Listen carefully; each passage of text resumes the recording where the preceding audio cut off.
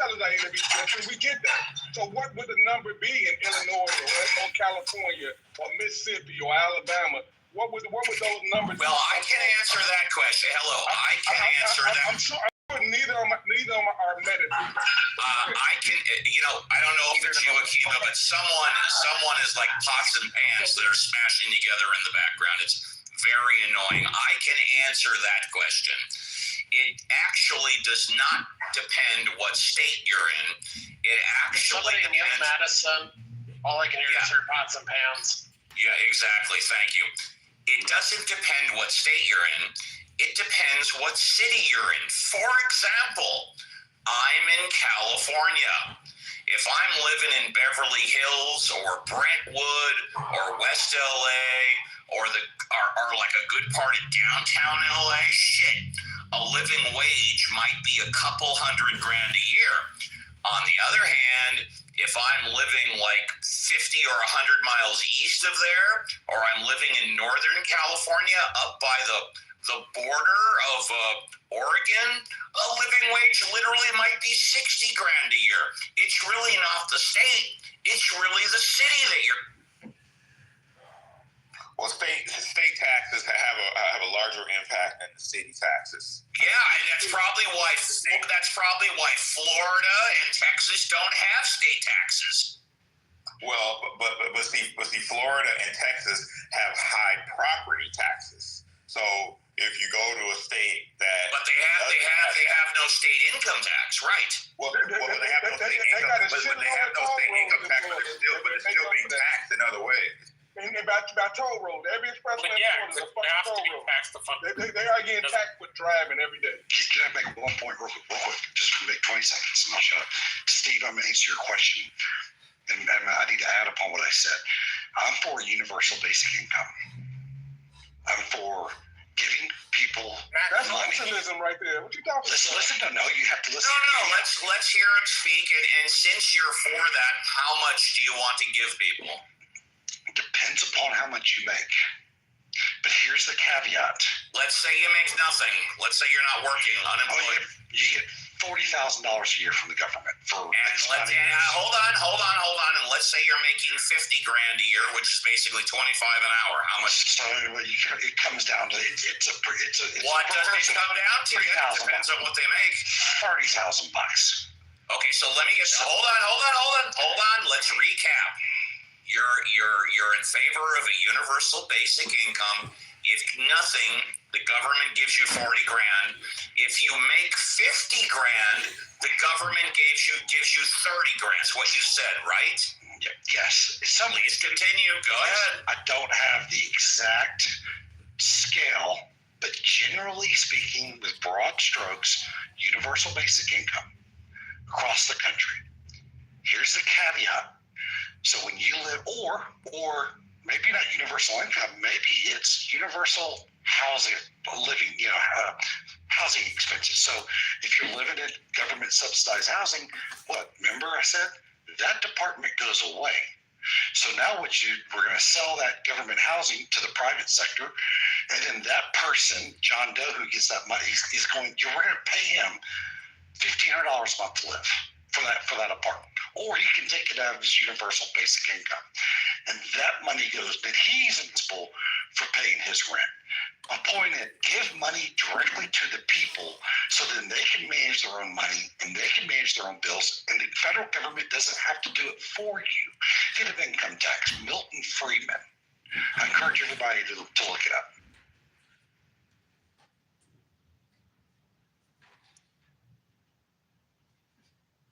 As the room is gone silent. Steve, Christian still here, what are your thoughts on that? With what he's referring to? I think it is one of the most ridiculous, stupidest ideas I've ever heard. And not his, the idea of universal basic income, UBI. I have always been against it, and I will never be in favor of UBI. Never. But don't we already do that? No, we don't. The answer is no, we do not. We don't give food stamps to people that don't make enough money. Food stamps is not UBI. Food stamps are food stamps. Yeah. But you see how, I know it's not, but you understand how replacing food stamps by giving people cash directly, you're replacing food stamps with giving money directly to the people. Yeah, and I think it's a totally ridiculous idea because then the people are not guaranteed food. They can go spend that money on anything they want. Bingo. And that's where me and you politically are different. If they're not responsible for it, why should I be as a taxpayer? I don't need Big Brother. I don't need, because we have to at this point. That's your own. We have to. I mean, Hold on. How do you, somebody who wants the government to pay less money and have less of a larger bureaucracy, do you then go to argue you want UBI? You realize the bureaucracy you would have to employ to do that. A lot less bureaucracy than the dozen departments that we have. The Department of HUD, the HUD. If you are seeking to give money to every single person, think about the dispersing agents. Think about the people that have to calculate that. Those are tens of thousands or hundreds of thousands of people. Yes, it's less than several million.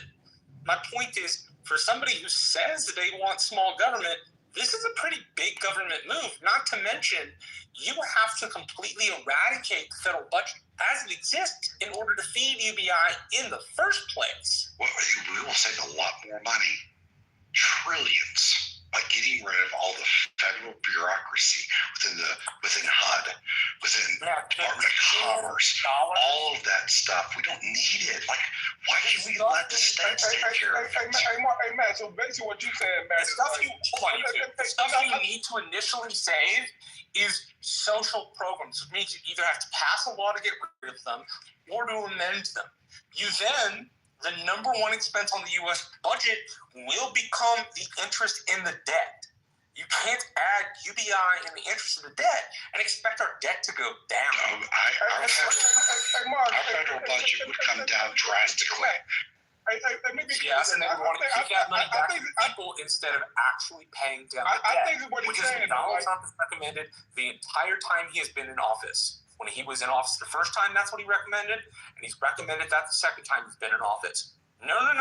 Let's not pay down the deficit. Let's not pay down the debt. It's going to screw over your children and my children. Let's go ahead and just give the money back to the people. That makes tons of sense, despite the fact that the largest expense in our inventory will be the interest on our debt. Wait, one minute. The expense would come probably $7 trillion down to $5 to $4 trillion from this government if you gave money directly and cut out the federal bureaucracy. $7 trillion government. All of that. After promising to save us a bunch of money. I agree. That's the reason I'm not a big fan. Kima, did you want to say something? You were trying to say something too. Oh, yeah. Sorry, dude. Go ahead, Kima. What were you wanting to say? I appreciate that. But what I was trying to say, I was trying to be clear what Matt is saying. So basically, Matt, you're saying like if you make $0, you get $40K, right? But you don't get nothing else. You don't get nothing. You don't get SNAP. You don't get no other benefits. Flat out, just give you $40K, and you do with it what you will. That's what he's saying. Correct. You get X amount of dollars, whether it's 40, 50, or whatever. I kind of get what you're saying, because it'll cut out so many disseeds. It'll be like this one disbursement, but what the part you're missing though is like they get like benefits, get like $15,000 a year. So you want to almost quadruple that and add on people who don't get nothing. There are tons of people, like the homeless people, that they don't get nothing. But now you want to give them $40,000 a year. So really think about what you're saying. It's not only that. It's not. By the way, hello. Firstly. Okay, I want to welcome back our fearless. Everybody, go on mute, please. Thank you. I want to welcome back our fearless leader, JB. Thank you very much. I want to make one comment, and then I'm going to turn it over to JB. And that is, you also forgot about if we're just going to give them a check and nothing else, what happens when someone gets sick and they have to go to the doctor or the ER and they can't afford it? Are they just going to be turned away into the streets and die in the streets? They'll do what they did in the 50s and 60s. That's why they had church hospitals. Which is what? What do they do? That's why they had Methodist hospitals and Baptist hospitals. They took care of it. We're going to rely on religion. I turn it back to JB. It's good to see you. Praise the Lord. Just wanted to pop in, make sure everybody was behaving. What's up, PB? Good to see you. Matt, good to see you, Matt. I'll let you guys continue the conversation. I'm going to sit down and eat. I'll be back in a few minutes. Maddie, behave yourself. I'll try. God damn. I'm sorry. Allahu Akbar. That's all I can say to you, man. Allahu Akbar. Who's that? You'll figure it out. Okay, be still. He said Allahu Akbar. But to who? To JB? I was saying to Matt, because Matt was saying basically turn over to religion. So I was. Okay, I get it. Sorry, I thought you were telling him like God one is of the great. key. I hear that. If you took $50 million and gave everybody $40,000 and $50 million, it's $2 trillion. Okay, so then you have another $1 trillion that is our is defense, and the other $2.5 trillion is Social Security, Medicaid. Now I'm nearly. You want to raise our defense spending $2 trillion a year? It's $1 trillion. No, it's $1 trillion. Not cut. This $1 trillion is federal government. $2 trillion goes back to the 50 million low-income earners, and then you have so $1 trillion just an interest, $1 trillion to defense, and then you have $2 trillion to the people. That's $4 trillion, and then let's call it another $1.5 trillion, $2 trillion, whatever. So you're $6 trillion. Hey man, you just saying numbers, man. You just saying numbers, bro. But Steve asked for those numbers, so you're almost just doing that. You balance the budget. The catch is you have to close down all the federal departments. But how much do you lose? Like, how much do you lose in terms of any type of subsidy, whether it be factory workers, for so all of those people, all the farmers, everybody's gone, goes away, and then you just give everybody. Okay. Because why the private sector can do well, I'm sorry, but the federal government sucks. Don't vote for Matt, guys. Do not vote for Matt. Yeah, I'm out on this one. Well, what's the federal government that does this efficient, effective, and cheaper than the private sector? Nothing. What's but you want to send money. You just don't want to send it. But here's my issue with it, Matt. You want to spend money. A lot of money, like a lot of money, but you don't want to spend it on any type of innovation in any type of jobs. Like instead of the carrot, you want the, I guess the cake. That's what the private sector is you need it too. That's what the private sector is for. Yeah, the private sector is for employing people. It will light the economy on fire, and we'll get to 4, 5, 6% GDP. So you're saying more. Go back to your local fire bureaus instead of having insurance to cover and taxes to cover the fire department. Yeah, because the more the federal government gets involved, the more expensive everything gets. No further than healthcare, no further than Social Security, no further than education. I'll put up a list of what gets more expensive. That's a half. Gets involved. That's a half truth, but if you don't have government involved, there's areas that won't have any coverage at all of healthcare or road infrastructure or the like. It's not a utopia that you're making it out to be either. The state government should be responsible for you don't understand. This is a libertarian, but he just wants to write everybody a check at the same time. I have a question. I have a question for people who support the universal basic income. Now this is a concern, and I'm just asking this just rationally. So people in support of the universal basic income. Now we've heard people say that people on welfare will abuse the system, and someone says something about a fancy car, and the person was off food stamps. So if you give someone a universal basic income, perhaps. What do you think that there's any barriers from someone spending that on luxury goods and not on essentials and on healthcare? I guarantee you a lot of people will spend it on things they need. There also will be some people who perhaps are addicted to substances. Yes. Will spend it on drugs and alcohol. So that's I think Matt. Sorry to interrupt. I asked that about 10 minutes ago, and he said that's what the churches are. No, that's a them problem, that's a them problem, not a. He wants Darwin's law. That's what he's. In other words, it's not the government's problem to help its people. Matt, one question for you. No, you're right. Dave. Wait. You're right, Steve. It's the government's responsibility to protect us. It's not the government's responsibility to help us. I don't need help from the federal government. I want them to leave me alone. Okay. Give me back more of my tax dollars. Matt, one quick question for you. In the last 5 years, did you notice anything that happened when you wrote a check to everyone in terms of what prices? What? They went down, of course. I'm saying that when you send more money and you write checks to people in the last 5 years, did you notice that happens? Yeah, it's inflation. Right. Inflation. So therefore, here's what I'm saying. You're missing the point here. If you spend $2 trillion giving cash directly to the people, okay, what you're doing is you're saving probably $2 trillion in the expenses it takes to run the massive bureaucracy of the federal government. The federal government has no incentive to save money. The federal government has no incentive to be innovative. Look no further than the FAA. I mean, they're using programs from the 1980s. Look, I'm not arguing for big government. You are. This is the confusing part of this conversation. Stop. Your utopia math only works if everybody does what you think they're going to do with the money. I don't know what everybody's going to do with their money, and that's not a me problem. That's a them problem. That's the problem with our federal government. It's a safety net. It should not be a safety net. People need to take personal responsibility for what they do, how they spend their money. Because you have to. Because you have to at this point. That's the word. Starving poor people in the streets who can't afford medical insurance. Yeah, and that's not going to happen. Look what's happening now. I think it's so great today. Government decided to implant things in the first place. If you go back to because they wanted to get elected. Great question. Did anybody ask for Social Security? Nobody asked for Social Security. Nobody in the 30s asked for Social Security. They just gave it to us. I've not read why they put the programs in place. Because politicians wanted to get elected. To advocate for the ripping out of something, you would do good to know why it's there. Because politicians want to be elected. Yeah, it's not that simple. You need to go back and you need to look at the arguments that the legislators were making. It's not as simple as they wanted to stay in power. You had people who actually believed the church didn't cover everything.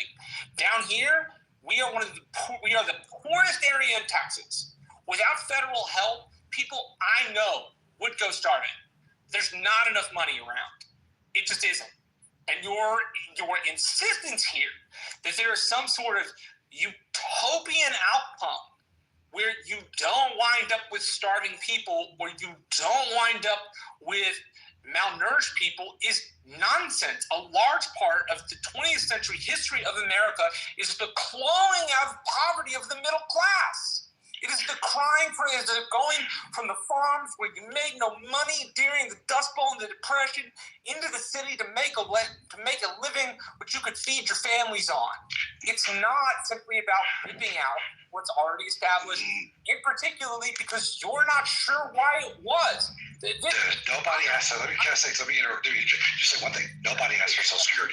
Nobody asked for it. And guess what? The federal government gave it to us. It's about to break us. Why they gave it to you? Find one politician. I'll end here. Find one politician that's got elected by taking shit away from people. That's not what I asked, Matt. What I asked was, do you know why they put it in place? Do you know what the arguments were in the Congress? It was during the Great Depression. Why do you think we did it then? What were the arguments? To stimulate the economy. No, not even a little bit. Absolutely. And guess what? Man. Nobody was asking for it. Nobody was asking for it. But they just gave it to us. Put in place by FDR. He believed people who were 61 through 67 should be able to live with a little bit of dignity before they died. Because prior to that, and they were starving. No, they weren't. They were starving and dying in their houses when they couldn't work. Guys, I think we've got a lot of people who have opinions on stage. No, it's totally fine. But yeah, totally fine. Nothing wrong with that. No one was even jumping in. So just wanted to give other people an opportunity to maybe, I don't know, take it a different direction, stay here, make a comment on what. Yes, if you haven't spoken in a half hour, now is a good time. And by the way, to talk about anything you want. And by the way, hi, Paige. I love you, Steve. I love you, Marshall. Always love talking to you, Matt, even when we disagree.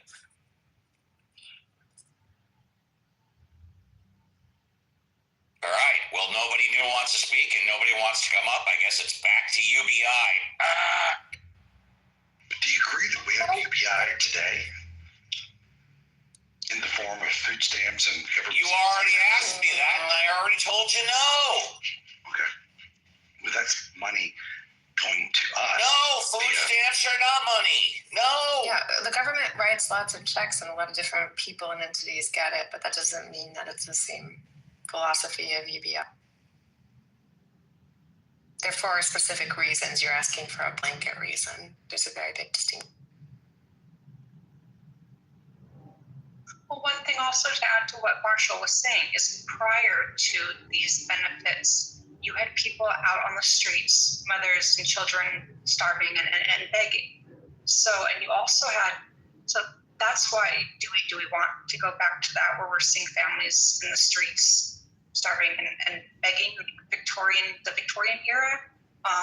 Also, the other thing with the universal basic income that I question is, it kind of goes back to that era too, is there would be fathers who would work in the city, but then they would drink their earnings away and not give to their families. So by just giving people a bunch of money, a lot of people will use it well. There will be some people who will spend it on substances and nice cars and not their family. How do we prevent that?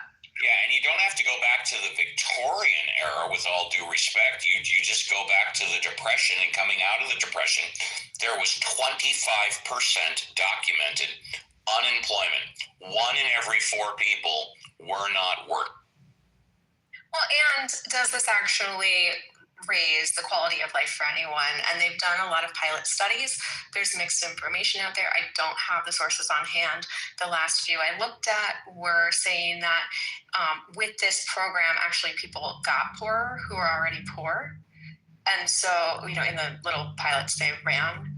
And so it's just one of those things that, okay, are we even doing anything? Or are we truly just sacrificing any type of hope for innovation to just get people on the dole? The LBJ had the war on poverty, was it? How's that worked out for us? It just doesn't. Here's my point about it. The Great Depression was extended by government intervention. If the government just would have left us alone, it was coming out of the Great Depression. Yeah, what do you base that on? What do you base that on? I'll pull the data right now. Fine, thank you. You're welcome, Steve. Hold on.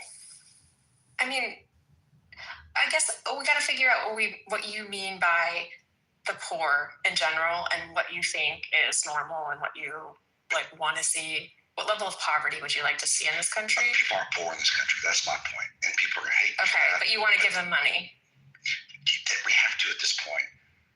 I mean, you have to. Why? If they're not poor, why would you change the status quo? It's a very simple question.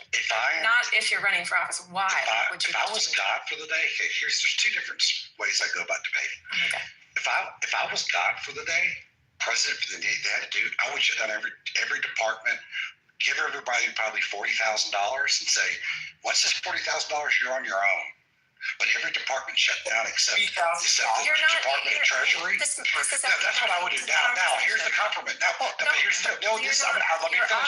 finish. I said there's 2 things. So that's the way I would do it if I was God for the day. I'm just going to go back to the So therefore, since I'm not God for the day, I'm going to go back. So here's the compromise. If I had to compromise and I was the president or a politician, I would say, here's the deal.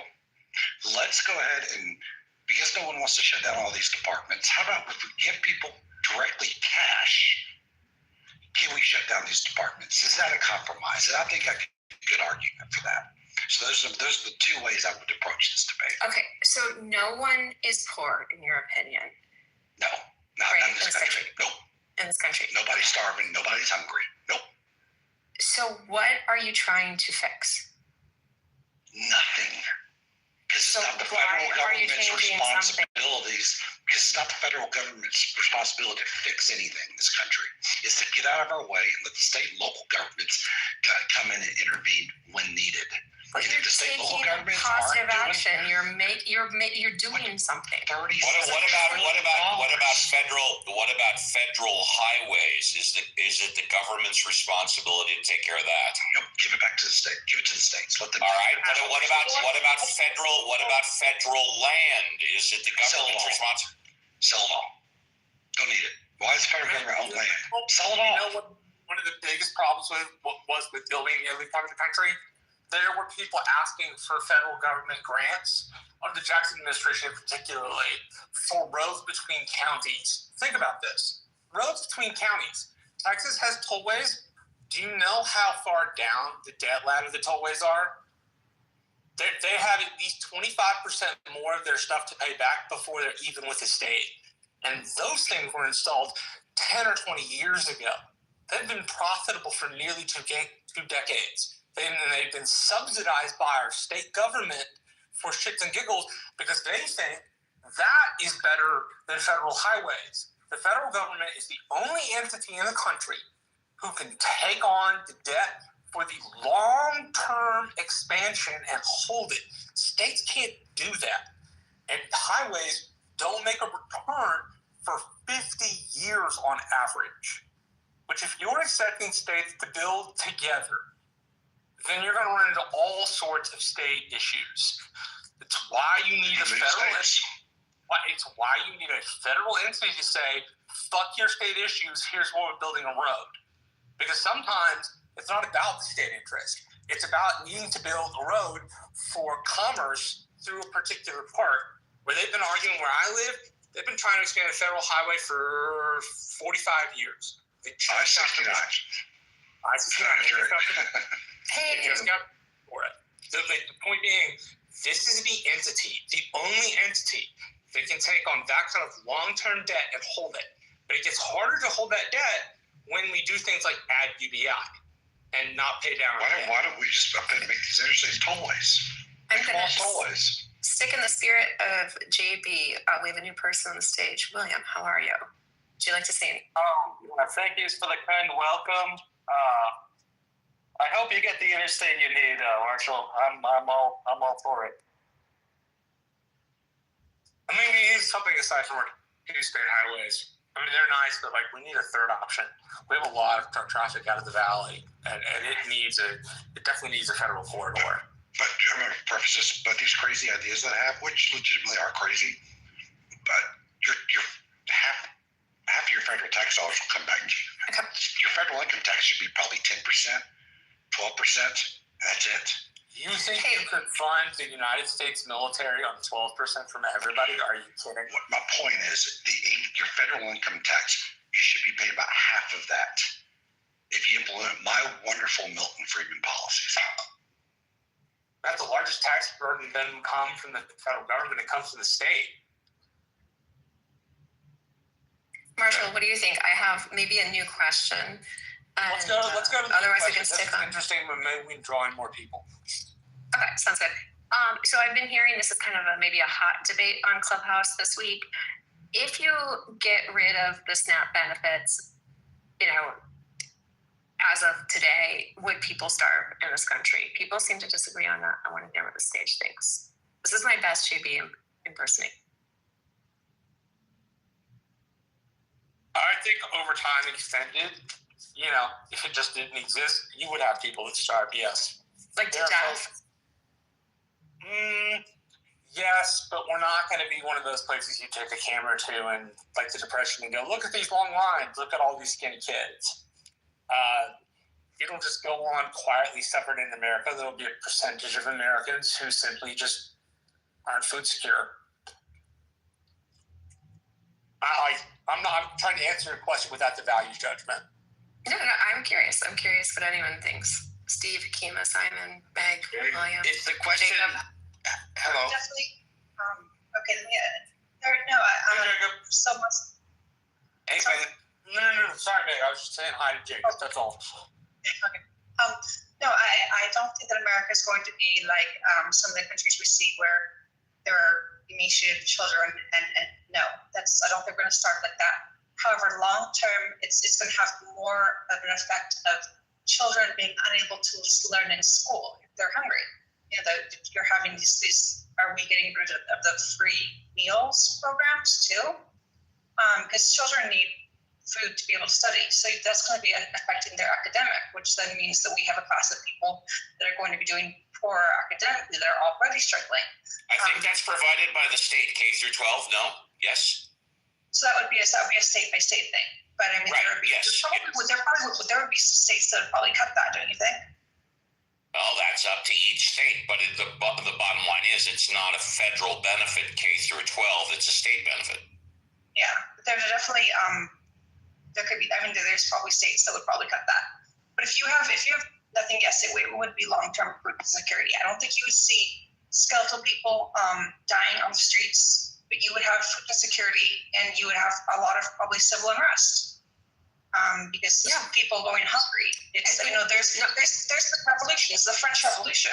A lot of it was people going hungry. That's the question. Is it a let them eat cake type of situation where people are truly starving to the point that they would, tax it, and also talk about food insecurity in the line there, because I do think this is a good topic, and I think this is a sensitive issue, and I agree that no one in this country should starve or not know where their next meal is coming from. So if anyone knows the difference between those two in that line, I think that's kind of interesting to explore.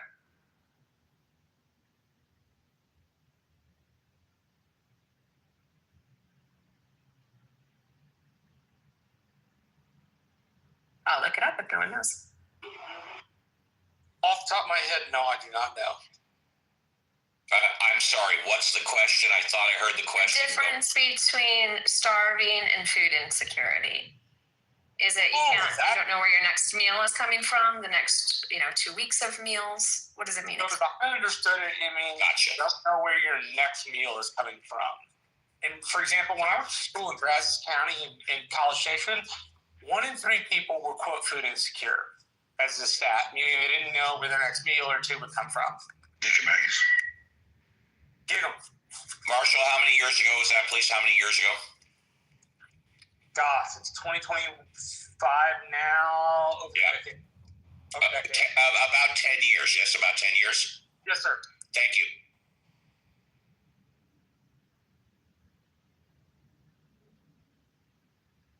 If somebody is starving to death, if anybody is injured and can't get medical treatment, they can show up at their local ER, which is paid for by the county, not the Fed. And they might have to wait in that waiting for them for a long time. But if you are indeed starving to death, yes, I'm sorry. Okay. If you are indeed starving to death, you're going to go to your local county ER, and you're going to get taken care of, and then it's going to be paid for by the state. Hey, I got a question for if it's okay. Can you hear? Yes, we can hear you, sir. Yes, we can hear you. What I got a question on is like, we saw all the bailout. In fact, if I may, I'm glad you came in because I need a hug. We all do, bro. We all need one. I think from listening, I've been listening for the past hour or so, and I think everybody has their opinions, and we're all Americans, and we all watching this unfold in real time. And I think the frustration for most, especially the taxpayers that pay their money, is the lack of representation that's going on currently right now. On both sides of the aisle, both sides of the parties, this is playing with real people. There's been we've watched the bailouts in government over the years that have happened with the banking industry, the automotive industry. We've seen $60 billion go overseas with Argentina right now, as well as we've seen money go to Ukraine in the previous administration. And I think my frustration in all of this is the Americans are going through a political pom-pom football game where we have some rooting for the Democrats, some rooting for the Republican regime, and in the midst of it, neither one of these parties is getting anything done for the American people. We're all getting fucked with no Vaseline, pause. So my thing is, when are we as American people going to recognize the games that they're playing? With these corporations playing games with us, with this Congress playing games with us, with these presidential elects playing games with us that are just puppets on a string initially. When are we going to wake up from this shit? Like, it's to the point where there are people out here right now hungry. And there's some that fraud the system, that is true, but there's some that fraud the system in Congress. We watched Brett Favre fraud the system in his state. We've watched fraud all across the place. When are we going to look at this shit? Like, is it okay to starve kids because U2 parties are playing games with the people? Is it okay to take away jobs from federal employees or people like air traffic controllers and even some of our military staff and different people in the sector? Is it okay to take away their paychecks and their livelihoods, and some of them even going to food banks right now because they're not making any income? Is that shit okay? Are we not human enough to where we have empathy and sympathy for people right now who are basically having their lives swept up under them right now with no fault of their own? Like, discussion gonna be had. When is it? Okay, you made your point, and I got one more thing to say. Go ahead. Go ahead. I just feel like we're getting, as I stated before, we got played with the Biden administration, played with this one. The Congress still get their pay. They get to go home to their nice, lavish life, in which case they tripled and sometimes quadrupled their net worth since they've been in Congress. I think you've made, that's all. Yeah, go ahead, Paige. Go. Thank you. That's interesting, and I hear the frustration and all the complaints and understand. I do think that there is maybe talking past each other on both sides from what I witnessed, where a lot of it is like, you don't care if people starve. And I think, at least what I've seen with some of the shutdown that opened my eyes, is that when you take away the subsidies, for some of the ACA for the top earners, the ones that are being extended, is that you see how much we're actually paying for some of this stuff. And it's crazy because, we're all paying for that if you pay taxes. And so I think a lot of it, especially when it's like a 51-year-old couple who retired early, but they have ACA because, they're just single with no kids and they, can have like $137,000 income. That is like not the same as people, starving because SNAP isn't being done. So I think that, I don't know, a lot of this gets a little bit complicated, where more of it is like, what are we actually paying for? And then the answer to that is, well, people are starving. It's like, okay, the $60 million to Argentina, what are we paying for with that? No one asked that question. What are we paying for to Argentina? There's a very simple guy. Democrats agree to the CR as is, then you get to feed people. But see, here's the thing. Both sides, like I said, with Ukraine and Argentina, we didn't, as taxpayers, authorize none of that shit. And it's going out of this country. And we got people starving in this country. Make this shit make sense. All right, Hug. You made your point. Why don't you go on mute for a few minutes? Let a couple of people respond. Believe me, Hug, you've been heard. You made your point. Made it. You got to stop bitching. You got to go to a solve. It's very simple. Democrats just give up. Sign the CR. People eat tonight.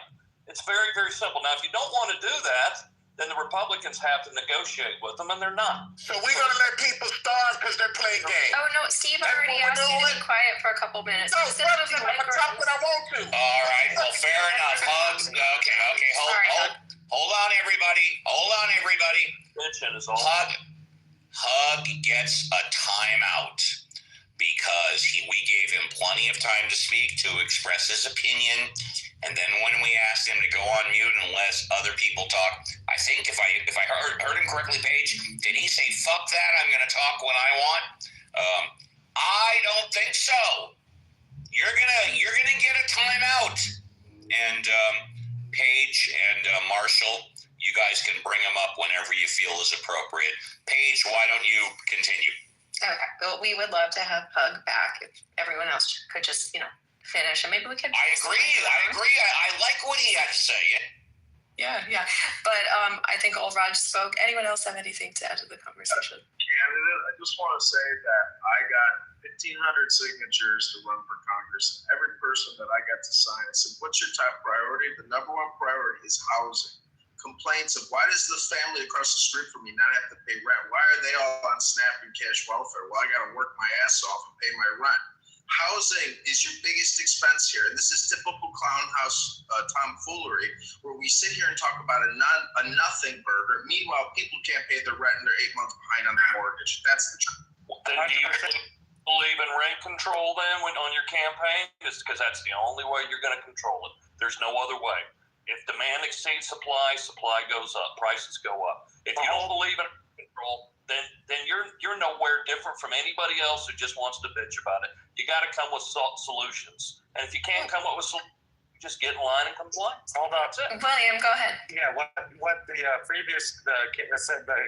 congressional candidate dude, he specifically mentioned subsidies through Section 8 was part of why, that is part of why the costs are so high. You have a lot of people getting money from the state, from the federal, and that's part of the housing price. We had a proposal today.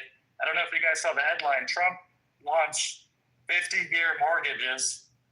Trump's answer to affordability is longer mortgage period. It's not actually increasing supply. It's not fixing the subsidies. It's just total horseshit. So I'm with our guy. What's your name again? Who's running for? You mean candidate? The profile name candidate? Kitover. Right. I usually don't like people doing. Oh, you want his real name in the profile? It's John Kitover, and I'm not even looking at. Oh, fuck that guy. I don't like that. That guy is a scumbag. Total scumbag. Reporting bullshit. Go to hell, Kitover. Well, that's who just spoke, and you wanted to know his name. Yeah, I need to know who he is so I can block his ass, motherfucker. Okay. All right. I didn't hear that Trump was endorsing a 50-year mortgage. Was that the first time he did that? Was today? Was that the first time today? Recent. I just heard about it today. I did not hear that. Buy a house at 40 and then pay it off at 90. Makes perfect sense to me.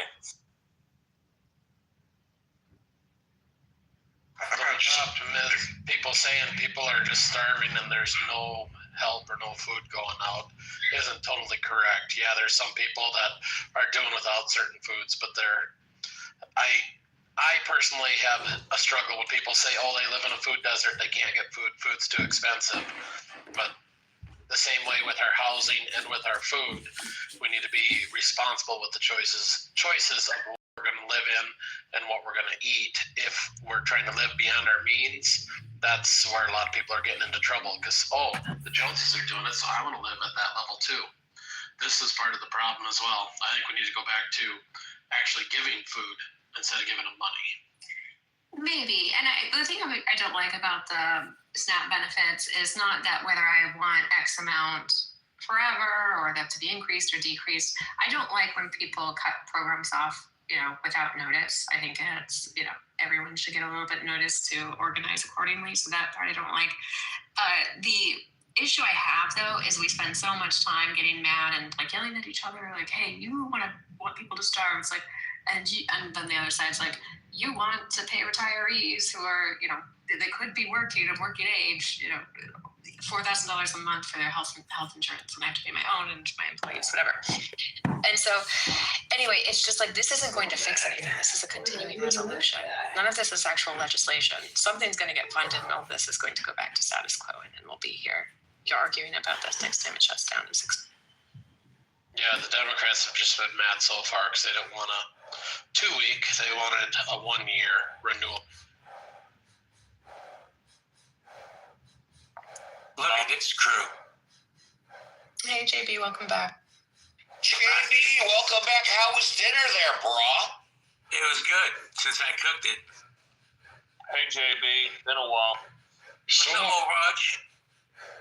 long as we have Mickey Mouse Clubhouse, that's all that matters to me. JB, are you going to hang out for a while there? Yes, sir. I'm back now. Thank you, Steve. Absolutely. And by the way, Marshall and Paige, amazing job. My job was average, but Marshall and Paige were amazing. I'm going to take a break, and now I'm going to go eat dinner. So enjoy, Manja. You got to take care. I have a question for the room. I don't know if anybody's brought it up. Probably Marshall or JB has. But how come on every interview for SNAP, every single person, or the vast majority of them, are always single women with children?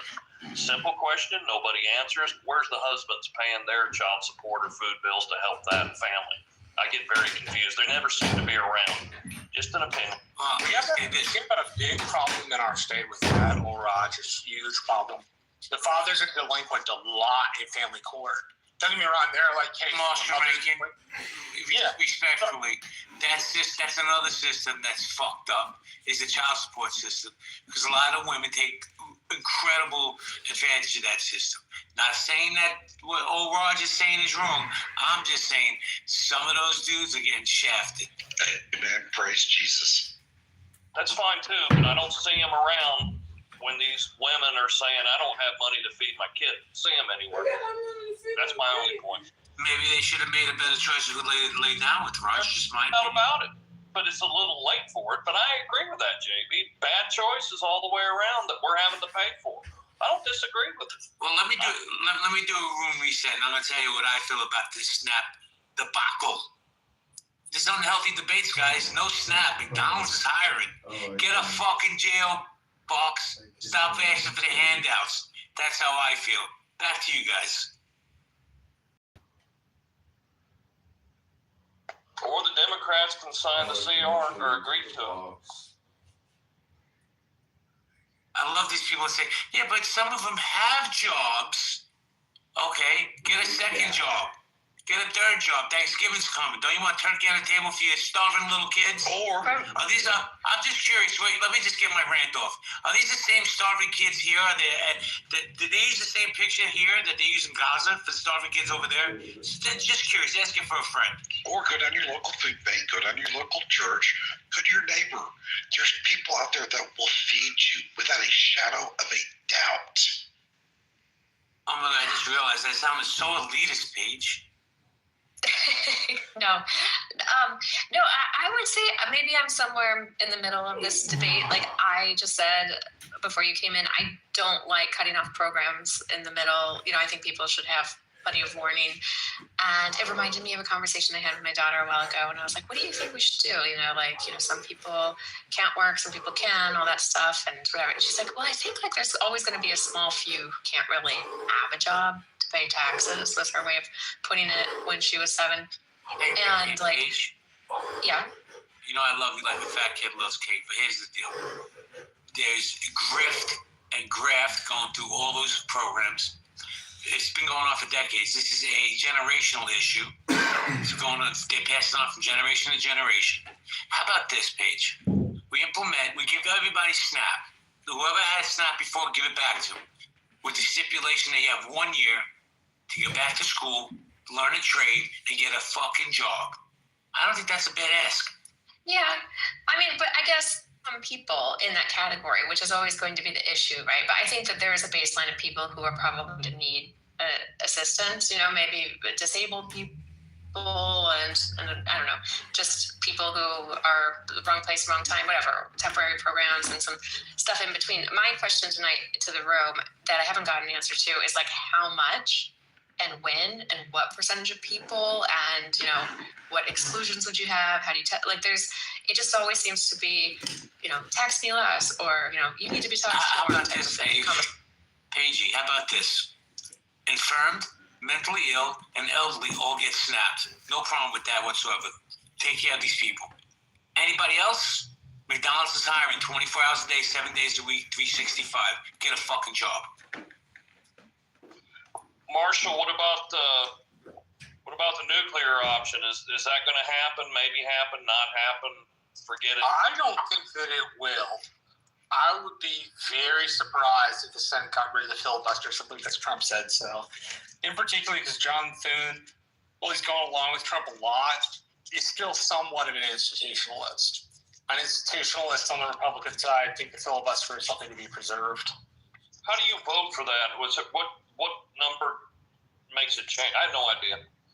So it's 60 votes to close debate from the filibuster. So what's often misperceived is people think when they take a vote it's a filibuster.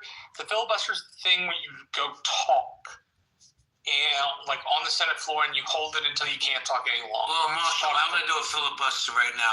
I apologize for interrupting. No, go ahead, man. I got to say something to one of these dinglings in the chat. So, hey, dinglings, check this out.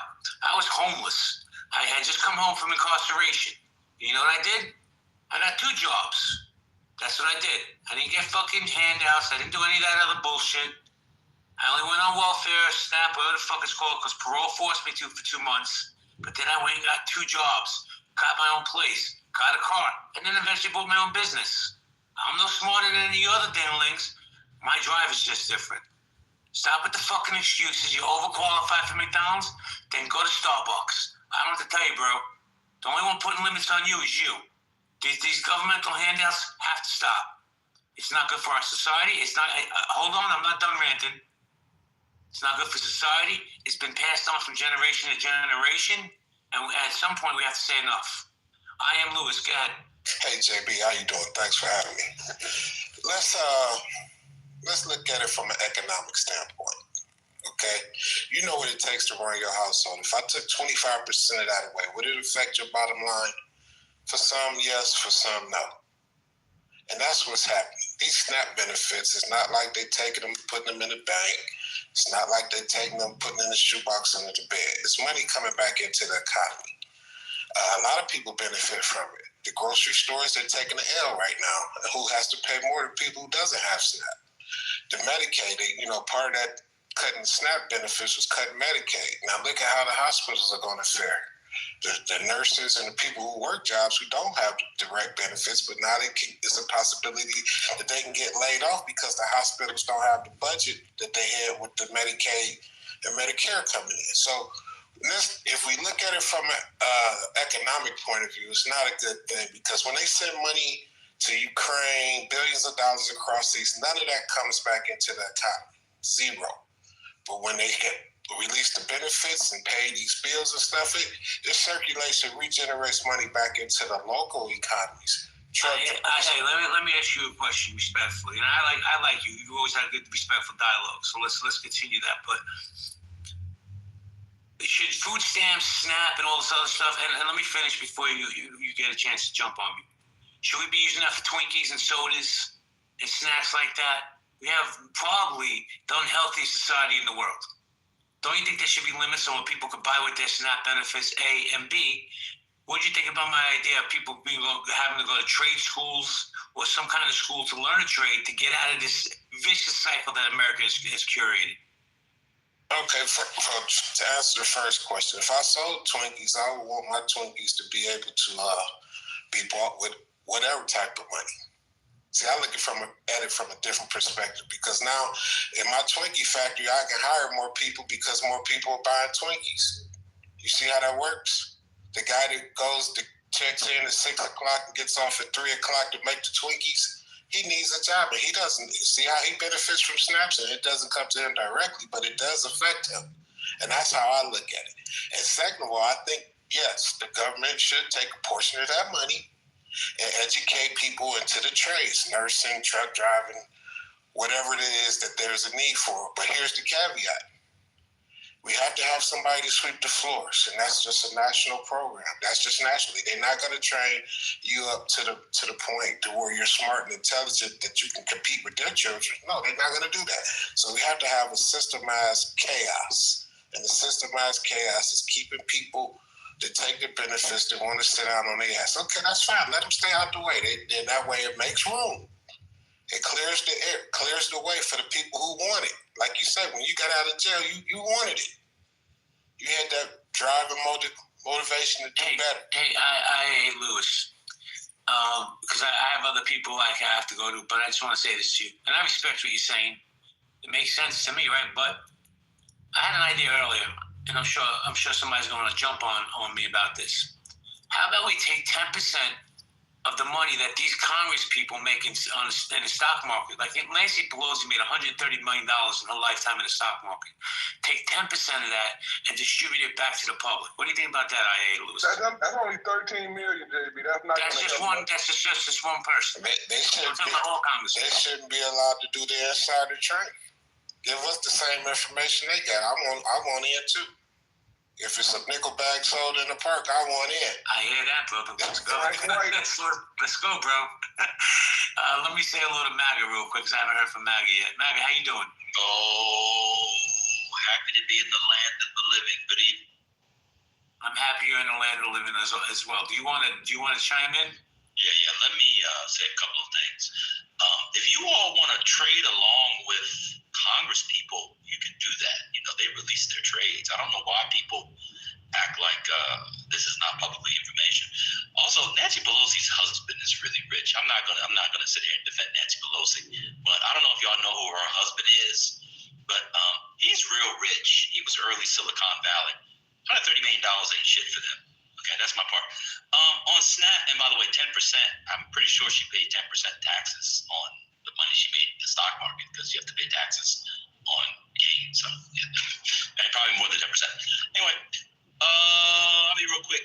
I don't care about Snap. In fact, America's the richest country in the history of the world. I think I should get them.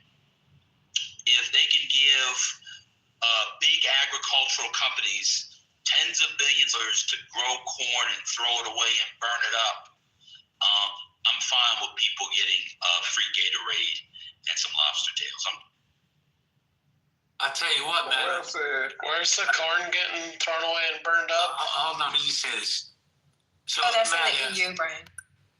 I'll say this. Here in New York City, I have former Governor Cuomo.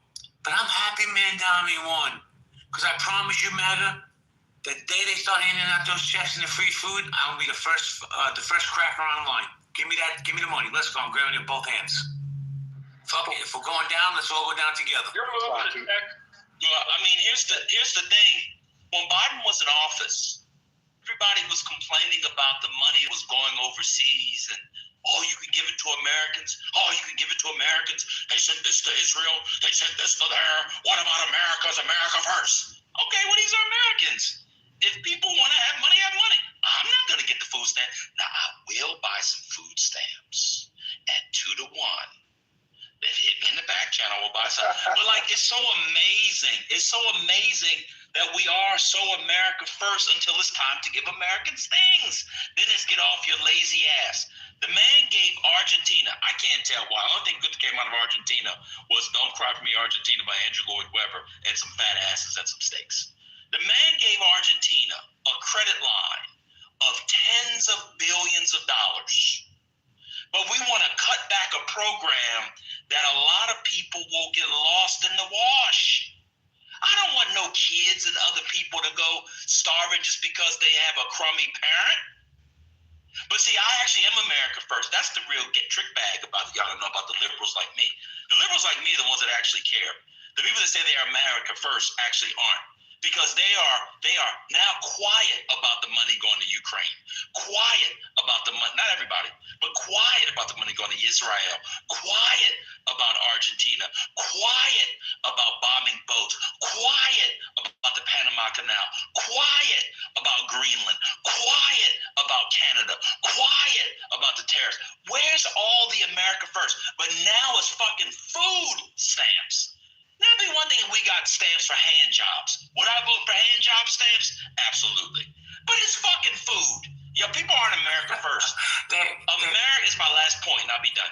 Americans hate other Americans. Yeah, no pushback for me. Hold on. Hold on, Raj. Let me get King Nave in.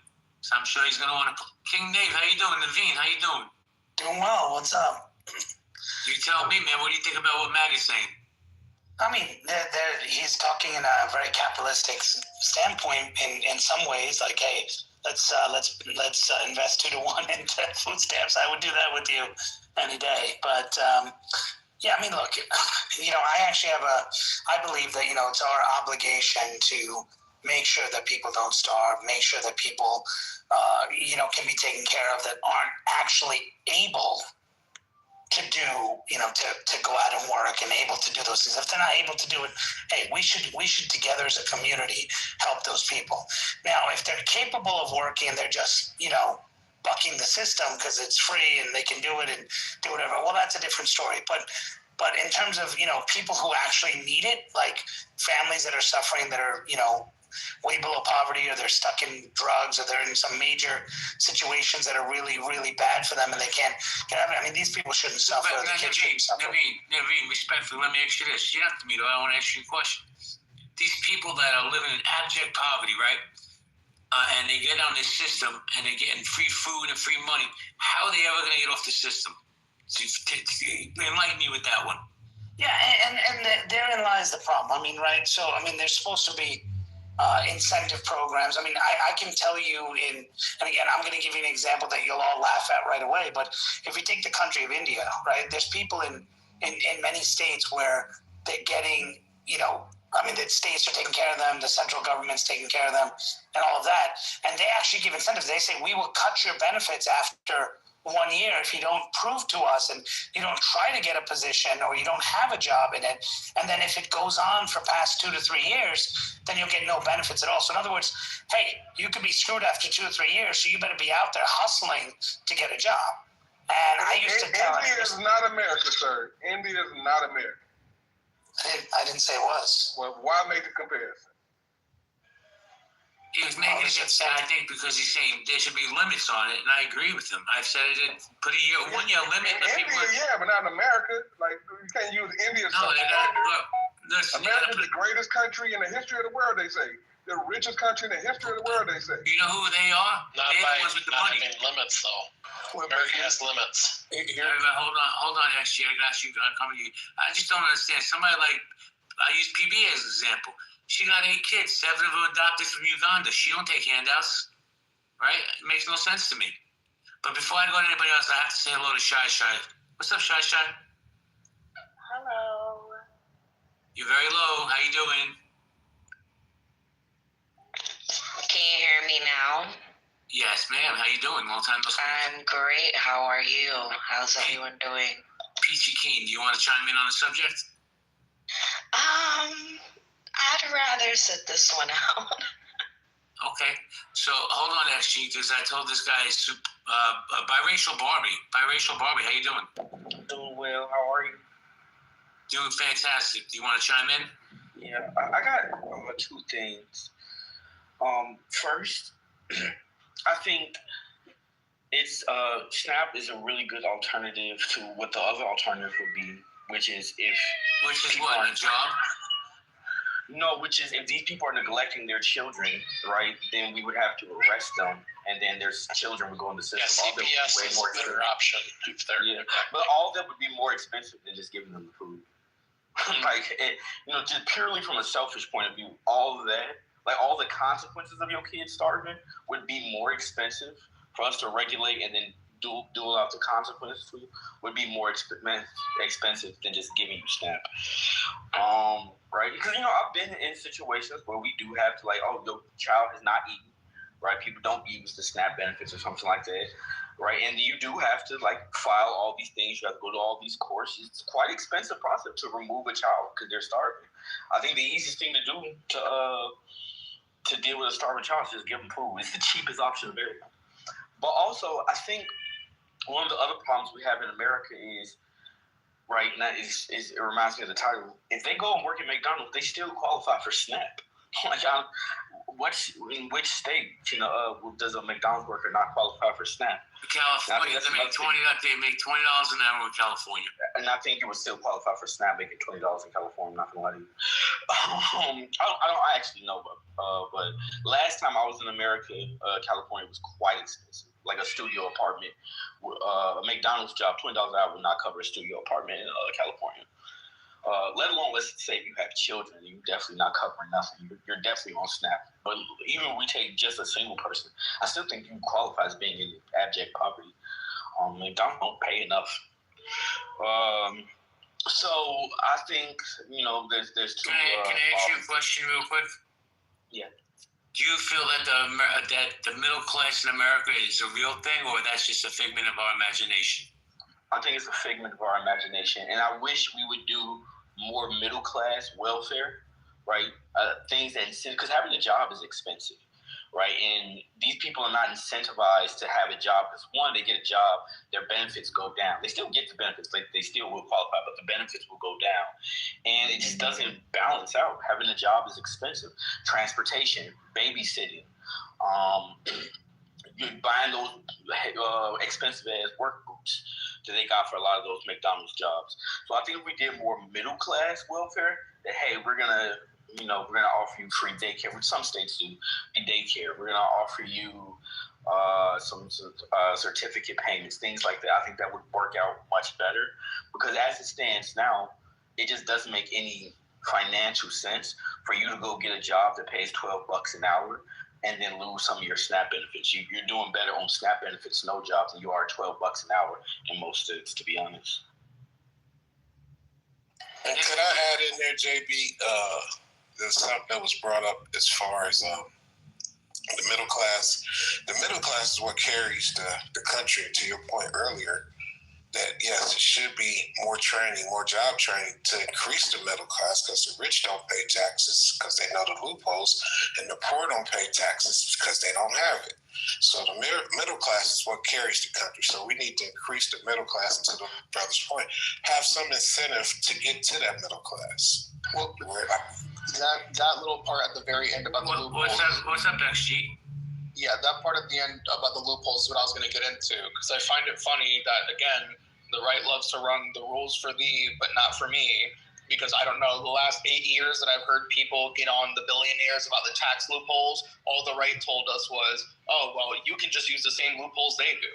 Well, it's not their fault they figured out how to do the system better in their favor. You should figure that out too, and maybe you'd be more successful. And now that poor people have gamed the system in order to not need to work and just live off SNAP benefits, now that they're pissed that they took the advice, which is figure out the loophole and abuse the loopholes where you see them. So I don't understand what the problem is. If rich people can do it, why can't poor people do it? Because rich people are getting the expenses taken out of their pockets for once? It's the middle class that's hurting. That was my whole point. Let's increase the middle class by jobs, by trainings, certain skills like electrical skill can't be replaced with AI. There's a lot of plumbing can't be replaced with AI. There's a lot of jobs that can't be replaced with AI, and that's where America, and this is just my opinion, that's where America needs to focus and get more people in the middle class because, like I said, it's the middle class that carries the country. Yeah, but let me ask you, describe what this mythical middle class looks like. Because it used to be owning a house, white picket fence, 2 kids, a little doggy. What does it look like now? Well, two parents, two working, 2 households, 2 adults working in the household, making close to 6 figures, if not more than 6 figures. Like I would say, an average middle class person, like that's living comfortably right now, at least in my area, has to be making at least $150K a year. If you got 2 people doing that, that's 300 a year. And that's average right now.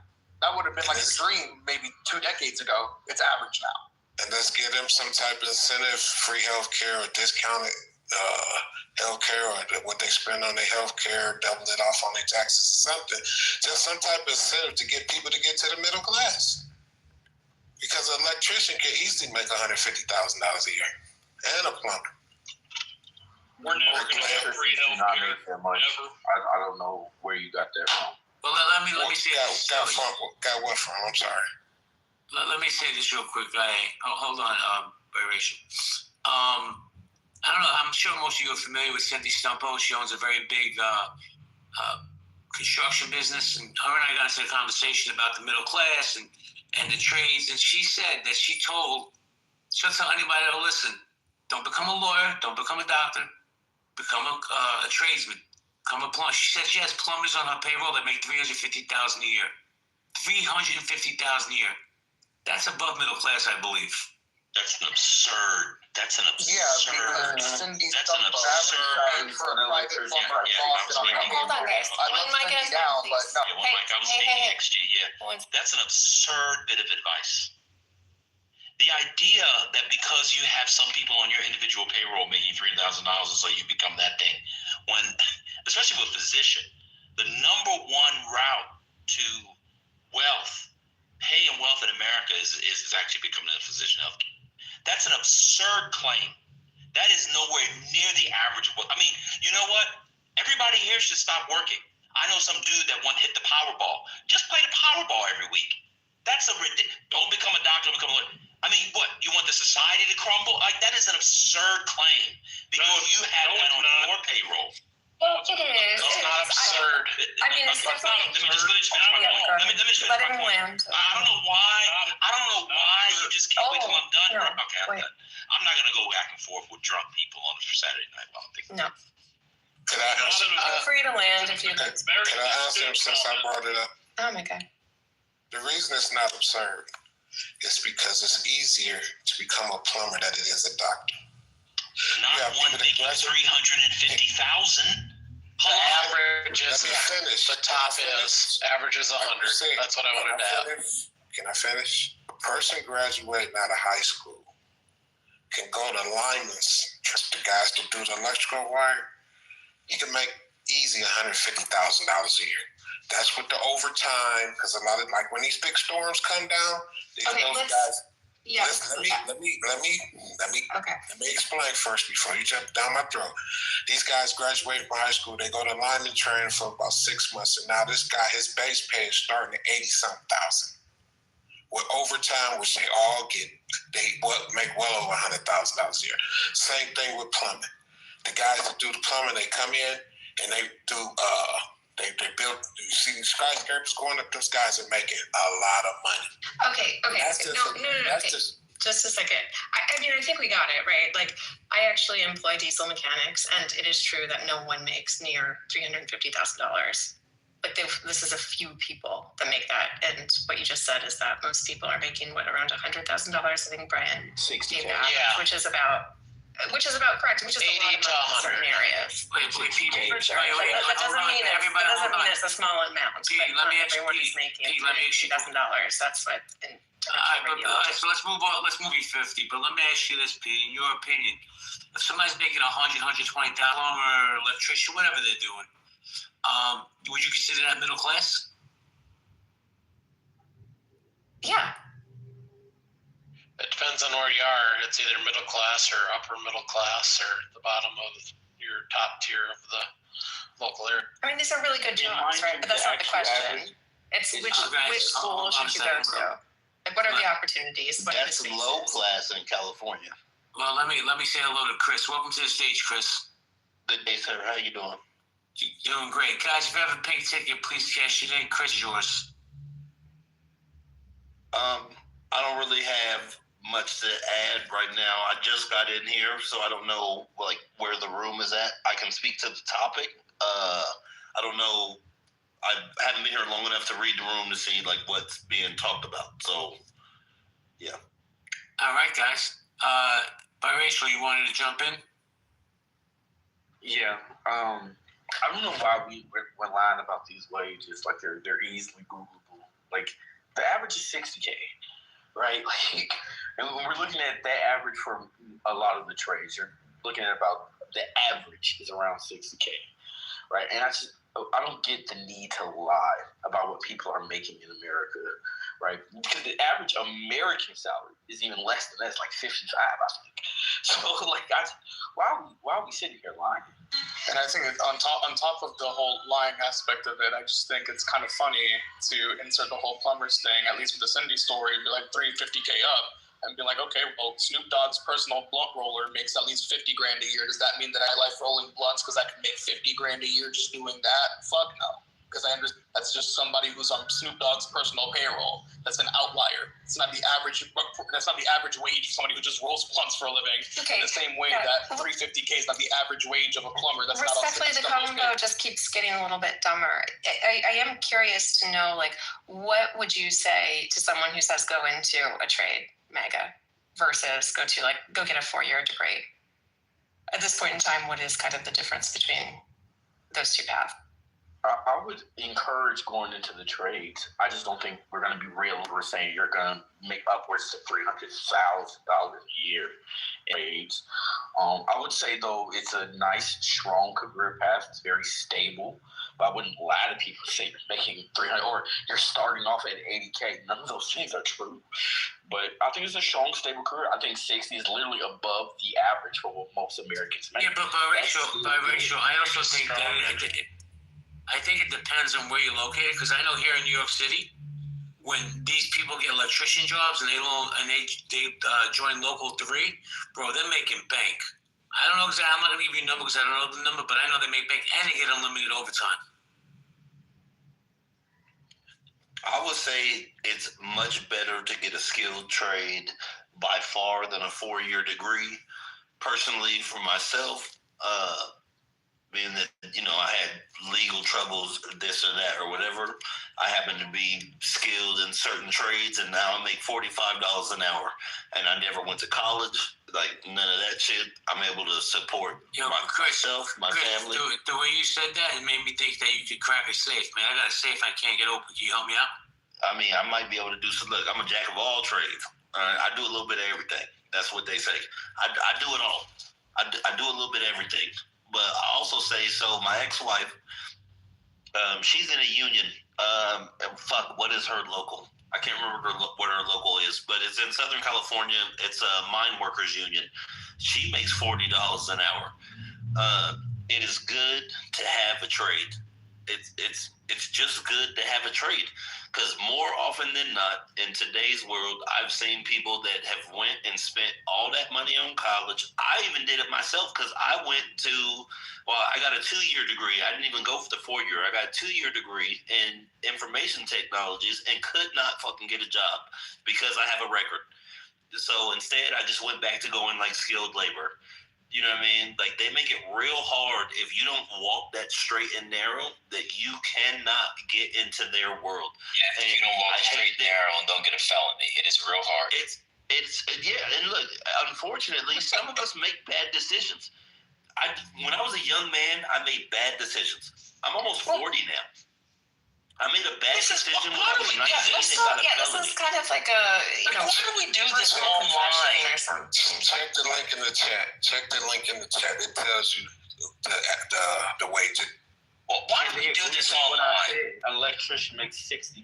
Yeah, why do we do this online? Why do this thing where people are like, "Oh, it's so easy. Just do this. Let's do that." How about this? In October of 2025, anybody can Google it. It was the worst month for job losses for the month of October in 20 years? 150,000 plus jobs. The job market is terrible. Prices are going up. People's wages have plateaued. Now, imagine instead of come on, Chris. Hold on, Chris. Instead of being like, you should do this, you should do that. If it was so easy, everybody will be big balling like Maybach music. Maybach music. Oh. But instead, people talking about Snap. They're talking about, come on, man. If that worked for you, that worked for you. We need people to do skilled trades. Turns out we also need physicians.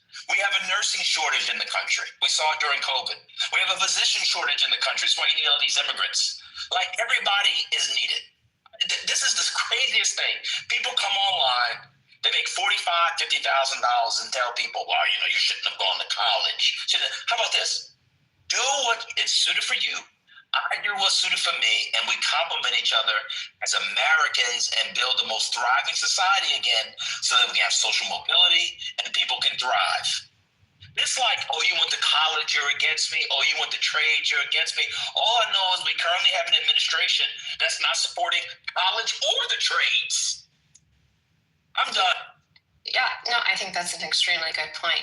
I also think this conversation is more of a question about, like, what degrees are we getting in college?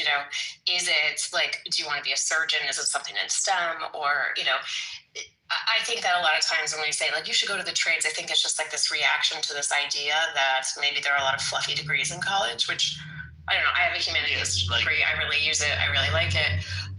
But a lot of people have the perception that they're not useful. And I think that's more what we're talking about in this conversation. I feel like the degrees that they are saying are not useful would be like the degrees in like transgender ideology. Oh my God, bro! There is no degree in transgender ideology. Okay, it wasn't a literal example, but you should have been able to infer what the fuck I meant, right? Hold on 1 second, bro. Let me say this, man. I get what you're saying because I have a record as well. Did you infer what I was saying as far as like I'm not saying I understand how hard. Hold on. I understand how difficult it is to get a job once you come out of incarceration or if you have any type of record. I get it, but I never use that as an excuse to get a job. I still got on my feet. When I came home, got 2 jobs so I get my own apartment. My thing is this.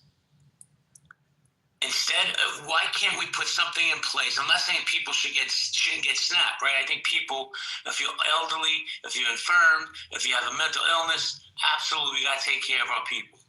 But if you're able to work or learn a trade, and I only brought up trades because if you can learn a trade that's going to help you progress in life, then why wouldn't you do? Why wouldn't we implement that type of program? I agree with that because I don't think that everyone should have got cut off from SNAP. So I was raised by a single mother who worked 2 jobs and relied on those food stamps while working those 2 jobs to feed both of us. You know what I mean? And she wasn't lazy, sitting around just collecting stamps. You know what I'm saying? So I get that there is a major impact on people that actually deserve to get these. I also know people that have just sat and tried to loophole play the system and be like, oh, I'm going to get on Section 8 this way, that way, the third way, and do this or do that or whatever. And those people, I am not mad that they shit cut off at all. And it's more about trying to figure out how to, make it, fair. Unfortunately, life isn't fair. But does that mean, just keep it going? No, it doesn't. Unfortunately,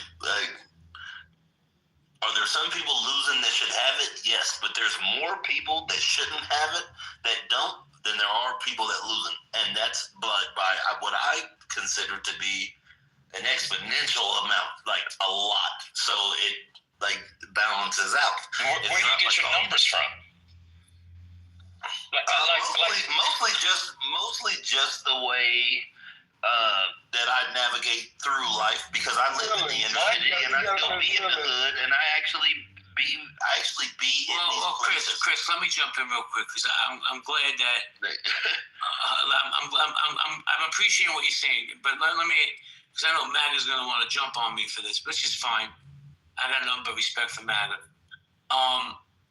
The real problem I have with the SNAP program, right, is that it's become generational. There's nothing to incentivize people to get off of it. It goes from one generation to the next. Now, just like you said, Chris, this is my lived experience from what I've seen and what I've been around. I don't have data. I don't have stats. I just know what I've seen. I had a restaurant right literally across the street from the projects. I became friends with a lot of those people who are still living there and still getting their benefits and will never leave because there's nothing to incentivize them to leave. That's what I wanted to say. Hey JB, I got a solution. Let's do this. Take every single dollar that was spent on SNAP, Medicaid, so forth and so on benefits, and let's offer free education across the board. Since the education is what separates the have and the have-nots, we offer free education for everybody who wants to. If you want to become a doctor, we'll pay for it. Yeah, that's a great idea. Unfortunately, big education is big money, and they're never going to allow it. Exactly, because the system is set up for the haves to keep what they have and the have-nots to stay a have-not. Here's an idea. So they starve, they starve in the meanwhile. You pay for the education, but they don't eat. Here's an idea. I don't know. Instead of cutting the government and saying we'll just cut the government, just fire people, and not take taxes. Why don't we create a government office in SNAP, and you make it robust, and you try to find the people who are committing fraud. You don't bring in Elon Musk for a couple months and a 20-year-old named Big Balls whose pimples are larger than his nose because he's just going through puberty, but you hire a bunch of experts who can do the research and the investigation and find out who's scamming on the programs. Like, if people really cared about the scamming and frauding of the programs, you wouldn't have people like Big Balls. Instead, you'd have government officials and you'd have offices to track that down. I tried to fax something to the IRS today. No answer. Wait, I tried do you still have fax machines, man? Yeah, you can do it. So I have an office, and it's pretty fantastic. I tried to load something. It shut down. Guess what's happening while the government shut down, y'all? More fraud. So these people don't actually care about fraud. They use fraud as a way to score political points around election season. And they did it last year. This administration came in saying we're going to cut down waste, fraud, and abuse. They said that they found somebody who was getting Social Security checks for somebody that was over 100 years old. Where's the indictment? Hey, Maggie, let me ask you a question. I got. Can I just real quick, JD? Because I got a question for this brother.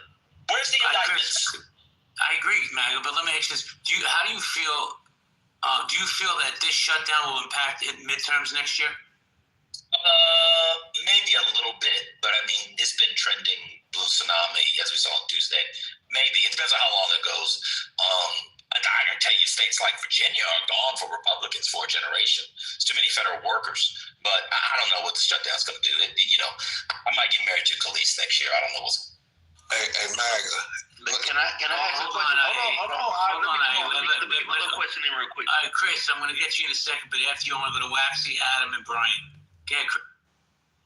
Okay, so you meant MAGA, like they said that they was running on like cut fraud and abuse and whatever, and during the shutdown, that's what's been even more prominent. My first and main question would be the fact that they cut off SNAP for everyone. Is that not cutting down fraud and abuse because nobody got it? Yeah, you got it. Yeah.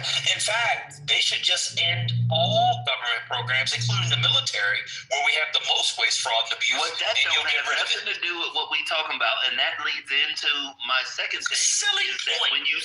When you said that people like Musk or whatever, like, don't get me wrong, I don't care. I don't think that Donald Trump is a good person. Personally, I think that he's a good. I think he's a good politician, a good businessman. I think he's a shitty person, but I don't care because I don't let my emotions run me. You know what I mean?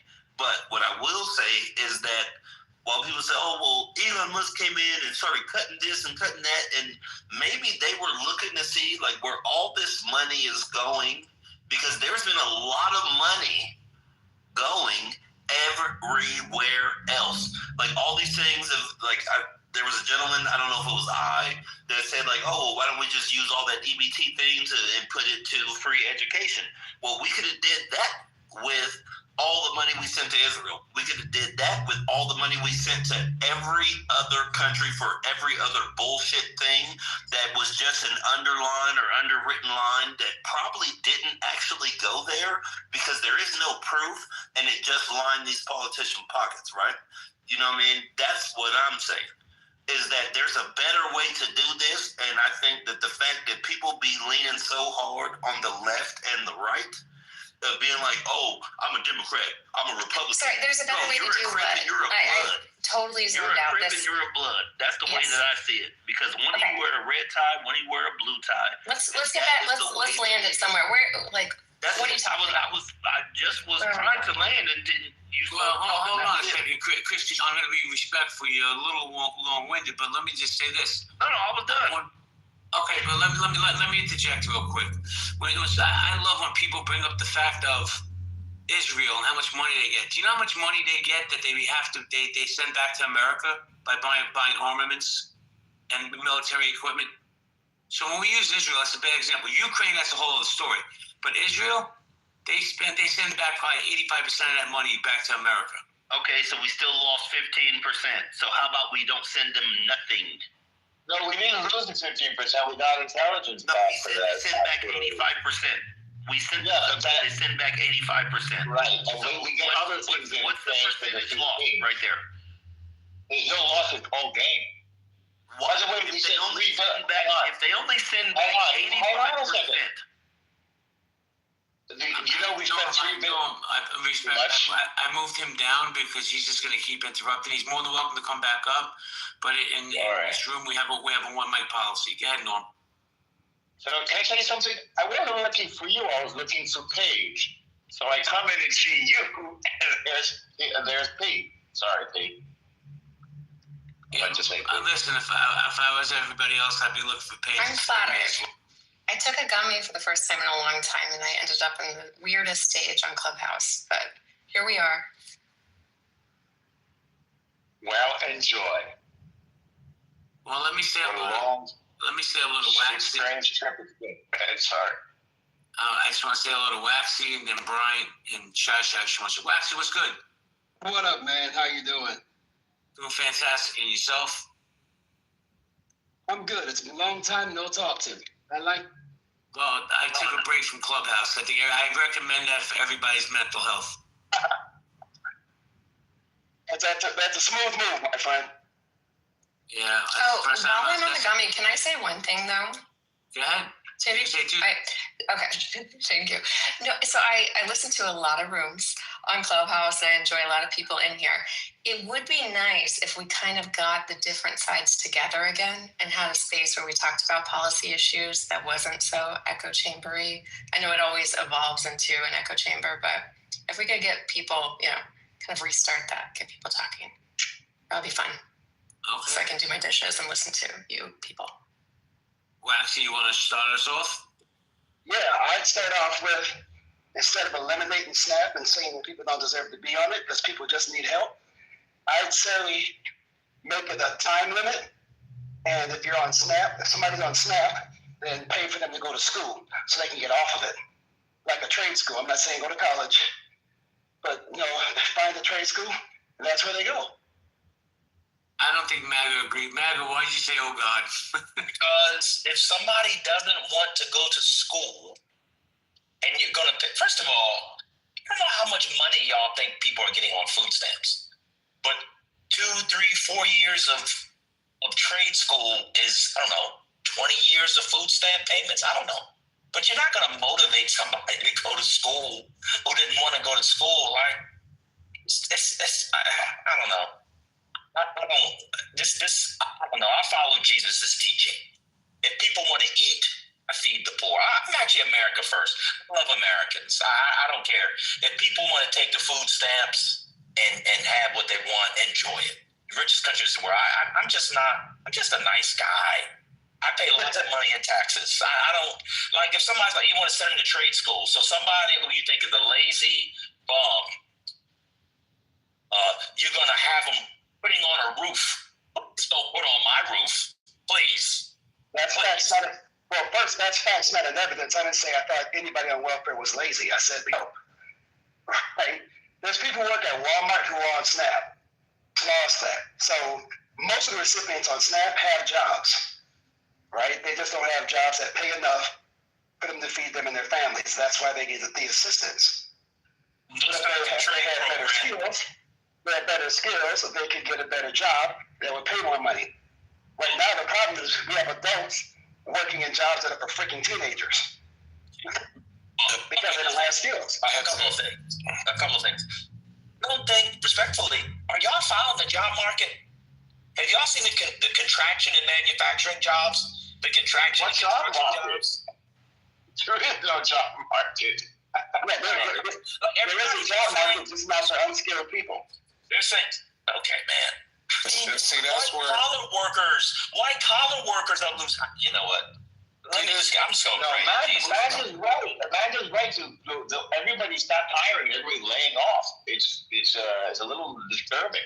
Well, yeah, it's going on big. It depends on your job, though. I think if you have a job that can be replaced by AI, or if you have a job I hate to say it like that, but if your job before was, like if you were just like processing paperwork or whatever, that's all done by AI now. If your job was sitting on the stool and putting stuff in the box, that's done by robots. They have to just do other skills. Usually technological changes, they typically affect like the working class, but this one kind of affects every class of workers, and so that makes it unique. And it amplifies all of the. It's dynamic. If the guy who was making $150,000 pushing paper doesn't have the job, he's the one hiring the person to put the roof on. Like homes are being built. So you're like, okay, yes, the robots and the AI can't build the homes. That's true. But you need the middle class people to buy the homes in order for them to be built. Okay, where do you think where the skilled workers gonna live? That's what I said. That's literally what I'm saying. You need people to hire hold on, bro. Listen to what I'm saying before you want to push back. The economy is dynamic. You need people to hire the skilled workers. If a computer science major comes out of Carnegie Mellon University and can't get a job, he was going to buy a new townhouse. I don't know, he got a job in Pittsburgh. He was going to stay there. They're not building those townhouses in Pittsburgh because those people aren't in the jobs to therefore buy the homes. It's all interconnected. We are Americans. Let me go back to the Bible. Okay, now, like I said earlier, if you take people coming out of high school and afford them to have a technical, useful trade that they can go to school for, what, a year and a half, 2 years, and then after that, they're in the job market. They are it's enough, like this, the infrastructure in America, if they just hire people for that, you have work for the next 100 years. So I'm talking about the roads, the bridges, the electrical, the grid, and so forth and so on, the waterways, the plumbing, the electrical. If you just hire people, that it will be people making a lot of money just off of that. But this is not how America thinks. The rich want to stay rich. They're not going to educate. They don't want to educate the common fellow. Why? Because now the common fellow is competing with his child. And so that's why it's so important that we stay focused, that have a marketable skill that you can sell no matter what the job market is doing. People always have to eat. People always have to shit. People always got to wipe their ass. Those are things that has to be done. So find yourself in a market that you can accommodate, that you know you always have a job, no matter what the market is doing. And I'll land there. You're very practical. That's just, what you're saying is good common sense. I wanted to mention something. I wanted to hear more about your thoughts, but I wanted to mention something to especially MAGA here, especially because of his name. I don't know if you caught this. I saw Donald Trump remarking about on Tuesday, and he said, the Republicans, they got beaten. And he actually said that the Democrats are winning on this one word, affordability. Like, I think that's a good part of what carried Mamdani. And I don't know who else was mentioning affordability, but I've been hearing it in other places. So I swear to God, and this is where I'm going with this, Trump said, make America affordable again. I'm not kidding. And he said it seriously. He was literally admiring the Democrats' focus on affordability. El Normo, the day that Mamdani starts handing out these checks and these free groceries, I'm the first cracker online. Well, all right then. You know what? Y'all have weird opinions. I want to be honest. It's going to get very dangerous and dirty in New York. It's going to be really dangerous in New York. I can already feel it. I'm starting to see the graffiti. I'm sorry. Please go ahead. Just like some alcohol beverage control stores. Like, this is the problem of government groceries and government shopping stores is a solved problem. Like, there are models that work just fine. You can also look at other nationalized industries like Alaska and the oil funds. Like this stuff is solved. There are plenty of governments that have shown what happens. You've never been to New York, right? I can tell. Hold on, Norm, for a second. But you're putting oil in the same category as the grocery? I'm putting businesses that are profitable in the category of businesses that are full. And government-run businesses, I'm not saying that they're all government-run, that's fucking moronic, but if there are some things where you want to ensure that the people have some semblance of access without having to worry about profit margins creeping in and ruining access to, kind of critical needs, then it makes sense. You don't do it to everything. Actually, you do it to only a few things. It's never, ever, ever, ever worked anywhere. It literally works in Virginia. It literally works in Virginia. I haven't been. Hold on, this isn't even. Wait a second. I just want to count. Norm, 1 second. Want to be clear on the claim, Bryant. Are you saying that government-controlled grocery stores would work in New York City long term? Yes, I believe they would. That's hilarious. At a net loss or gain? At a net gain for the government. Well, how could they gain? Wow. They have to mark it up. Expand? I mean, many states have government-run stores, to be fair. Exactly. Right, but you said at a net gain. Yeah. No, they are in that game. Virginia ABC profits. Yeah, Virginia ABC is killing it. Virginia ABC is killing it. One mic, stop doing Y'all know in North Carolina and Virginia and other places, they have ABC stores. Wait, what's ABC store, Mag? I'm not familiar. Alcoholic beverage control. There are no liquor stores. There are no liquor stores in these states. They're all government-run stores. Yeah. They're all government-run stores. They've been like that for decades. Wait, so there's no private liquor stores, is what you're saying? No, you go to ABC store. Correct. Oh, because here in New York City, Mag, as I'm sure you're familiar, there's a liquor store every other block. Yeah, but for sure. But I'm just saying, like, there are government-run stores all over America. That's why people were freaking out about Mamdani.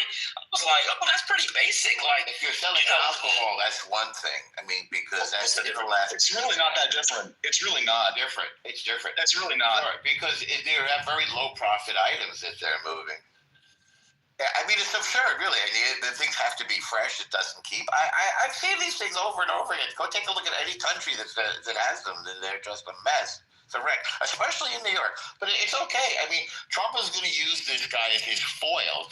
Mamdani is the best friend Trump ever had, because now for the rest of his term, he's going to be pointing at Mamdani left, and it's going to get nasty in New York. I can feel already, because Mamdani wants to fight with Trump, and he wants to get people into the streets to fight with Trump. He wants very physical protest. Watch this. Brian, hold on one second. Go ahead. Thank you. Let me just do a quick reset, then I'll hand it right back to you. And I also want to say hello to Dr. Jordan. Guys, this is Unhealthy Debates. The title is No Snap, Get a Job. Should people be entitled to SNAP? 13% said get a job. 88% said yes, people need help. Guys, let me say hello to Jennifer, Dap, Miss Fifi, how you doing?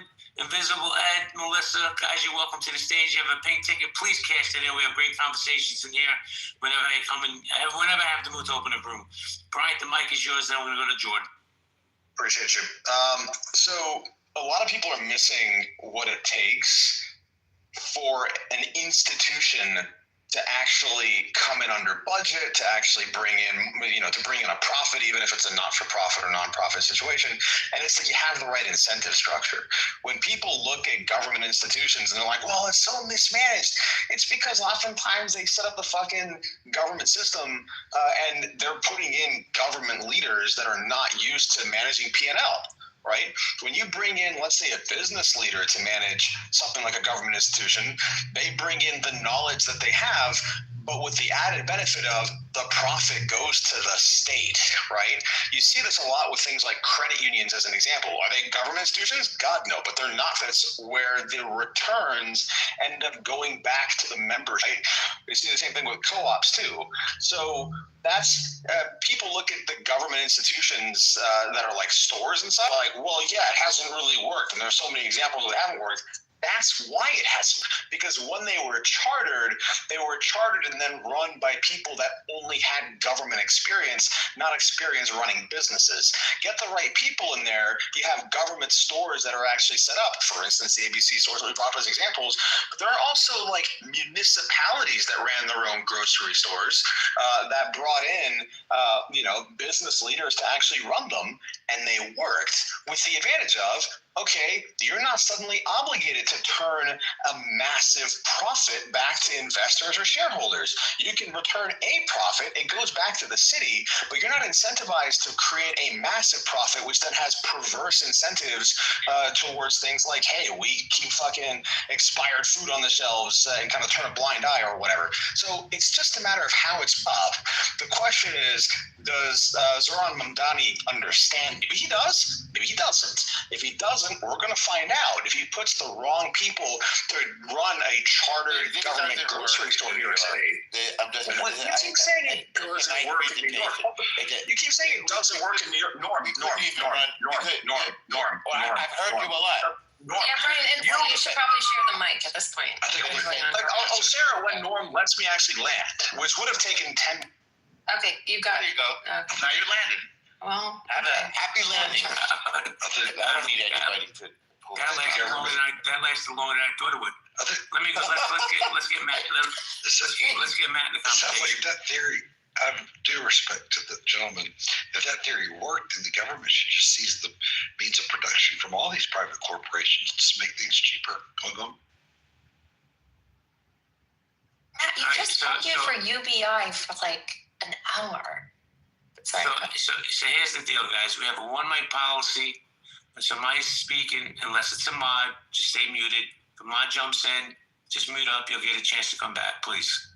Brian, I brought you back up because I was trying to learn from you. I don't really understand a lot of the things you're saying, but I wanted to try to learn.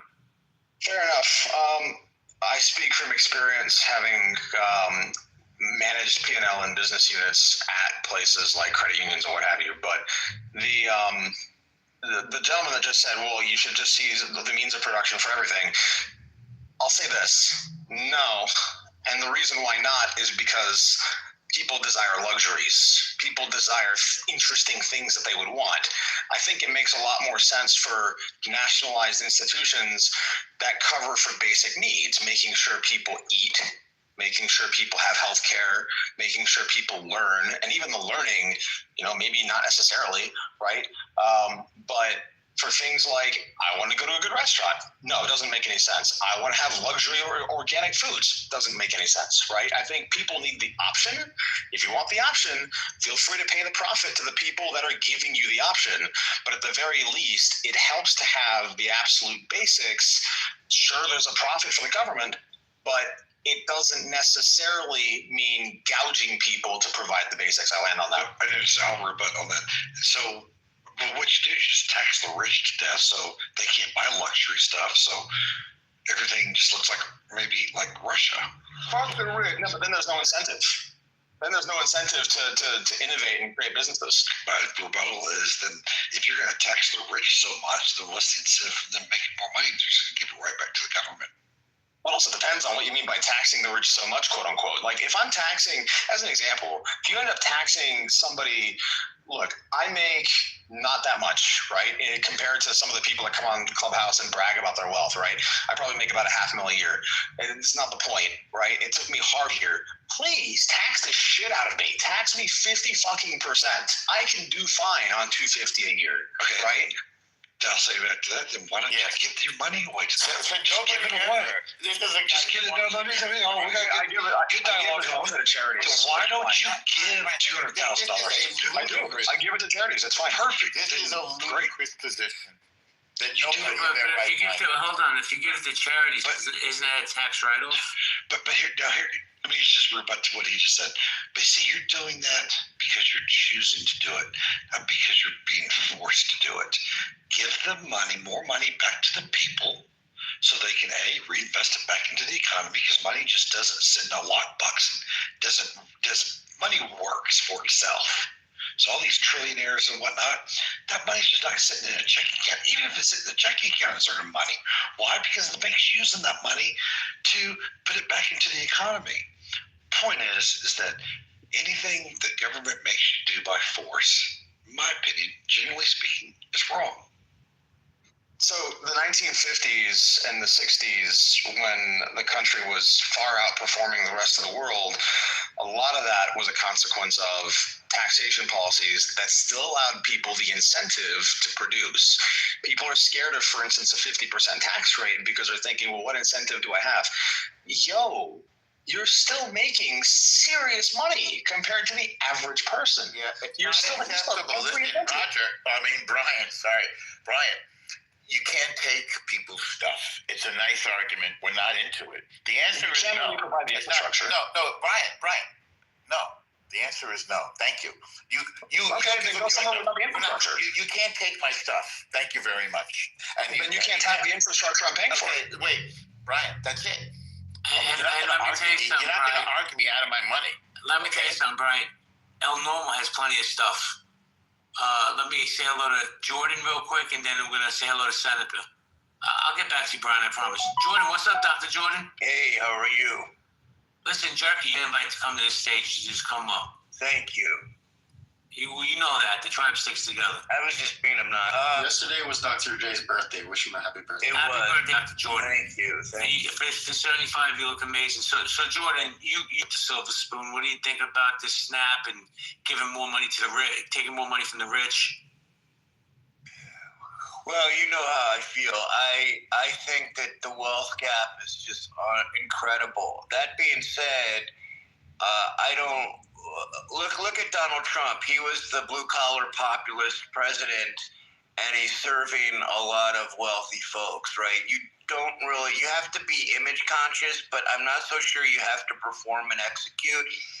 Biden may go down as the worst president in history, and yet when you really look at the legislation he passed a lot of stuff. I think this Mamdani guy is really shrewd, and he knew how to get elected. And he's probably very ambitious, looking at his next seat, if you will, already before he even starts this. And he know how to get elected because he's very image conscious. I don't think that he has any intention of following through on some of the things that he can't even necessarily follow within the limitations of the post. So I think in today's world, you just have to make a statement, and he made a bold statement, and that got him elected. So I'm not endorsing him. I'm just saying it's like, are we voting for people who we think get things done, or do we vote for people who represent something that we hope for? So that's really what I would put out into the universe. I think we elect people by our party affiliation. People pick their parties like they pick their sports teams, and they stay loyal to them. Because I got to tell you, I don't know if Mamdami's going to be able to do 80% of the shit he's promised, but I know what he's going to do. He's going to slash the police department by 25%, which is really going to make things even worse here. Let me say hello to Seneca real quick. Seneca, how you doing? JB, he's going to 911. Matt, I'll come right back to you, I promise. Seneca, how you doing, bro? Doing pretty well. Rearranging the mental health of the Muslims on Clubhouse. I now support Israel, and I'm now. As you should. Yes. Welcome to the team. Thank you. And fuck the children of Gaza. No, we're not doing that. I don't care about them. Fuck you, Senator. That's okay. You still need me for food stamps. I don't need you. Hold on. Go ahead. You want to chime in on the subject? Or if not, I'm going to go to Matt. Yeah. Well, I don't have much of a take on that. I think the best man won. I think he really destroyed Cuomo in the debates. I mean, it was just a hands down victory. That was really foreshadowing of the future. You can't afford, if it was a presidential debate, it would be different. But to go against Cuomo's legacy, especially during what happened with the nursing homes, was a really good shot. Cuomo barely campaigned. He was like phoning it in. You're right about what you're saying, Prophet. Yeah. It was just a very lousy. I think they just reeled him in because they had nobody else. Really, because I don't even know why he would select Cuomo. But anyway. I was going to say that I had a problem when I went to Thursday at the grocery store, and the two people in front of me were they first bought some food, used their Lone Star card, then, Lone Star card is basically SNAP. If you've been here in Texas, use their Lone Star card as they were holding their cell phone, and their next purchase was a 12-pack of beer. Make that make sense. Make it make sense. You watching these people and what the fuck they using to spend. Wait, somebody might want to have a beer. Fucking retarded. But what makes sense? I don't even understand what he's saying. So if you're using your SNAP benefits, at the same time you're using your cell phone, and your next purchase is a 12-pack of beer, you're not spending your money wisely. The 12-pack of beer needs to be spent on food, and maybe you don't need a cell phone. Oh, the beer thing was ridiculous. I think people do need cell phones. This is what I mean by when I say Americans hate Americans. You know, back when Biden was president, I would listen to Matt. It sounded like the emphysema was clearing up a little bit, Matt. I'm glad. Oh, I guess it's not. I'm glad the government health care that you and your family are on is working out for you. You know, it was fascinating because when the money was going to Ukraine, Americans here need help. Now all of a sudden, people hate Americans again. When Donald Trump's in office, we hate Americans. When he's out of office, we love other Americans. Bro, people work, and I don't know if y'all know, about 40% of people who get SNAP benefits work. There's people work. You can work and still qualify for food stamps. That's how America is. That's how the vast inequality is. People can't have beer after working 80 hours, 40 hours a week. You can't have a 12-pack of beer. Nope. That's what I mean. Americans hate each other. This country is full of hate and vitriol. I think I'm a Christian. I was going to say, for Matt to say we need UBI and then get mad when they're buying beer with their own cash. If they're buying beer with food stamps, I have problems with that. But anyhow. What type of beer was it, Matt? Matt said if you're poor, he wants you to look poor and feel poor. Don't have a moment of bliss. It was Rolling Rock. Okay, well, it was an American beer. Oh, the people that sell Rolling Rock, they do want their beer bought, right? Don't buy a Twinkie. Don't buy a fucking beer. Don't do shit. No, not if you're on government subsidized programs. Man, your family's on government subsidized programs.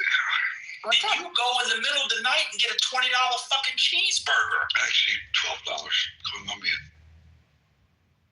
If you government subsidized program, there's a lot of things you shouldn't have. You shouldn't have beer. You shouldn't have guns. You shouldn't have fucking nicotine. You shouldn't have fucking luxury food. Like, just fucking get, I don't know, protein supplements or whatever. Like, what do you want to do? Fucking take happiness away from people? Like, what the fuck's wrong with you guys? No candy. No candy. If you can't afford stuff and I'm subsidizing your food stamps, then no, you shouldn't have any luxury items. Child tax credit. You have a child. You're getting a child tax credit. You have two that know about. Hold on a second, Matt. Let's see. It could go to you too. You get a child tax credit. Qualify for we don't qualify for the child tax credit. I'm paying for yours. So I don't want you to have a burger. I don't want you to have cigarettes. I don't want you to have guns. I want you to sit in your hovel and die until you can pay for your own child tax credit. Oh shit! Now you don't want that no more, Matt, do you? I'm paying for programs tax dollars that you take advantage of. Any way I get more tax dollars back, I'll take to have a job because we're the things that make the beer in the agricultural world. So, which is a 12-pack of Rolling Rock anyway? Don't they pay you $3 to take it out of the store? Yeah, they should. It's beer. Great point. I can guarantee you they're not selling Rolling Rock from Texas. Oh no, they got down there. They got everything in Texas. That's a nasty beer. First of all, I would have said something to them if they weren't in college. What grown man not in college is drinking Rolling Rock? So the farmer that sold the wheat to the brewery shouldn't benefit from a person buying beer? Not if you're on food stamps, no. But it has nothing to do with the food stamps. You can't. The farmer that's out there working that doesn't directly benefit from, but he's benefiting from food stamps because he's providing the wheat for the brewery. It helps everybody. Like they send in the food stamp benefit. Well, they were outside of the food stamp. The beer's not on the food stamp. They were outside of the food stamps.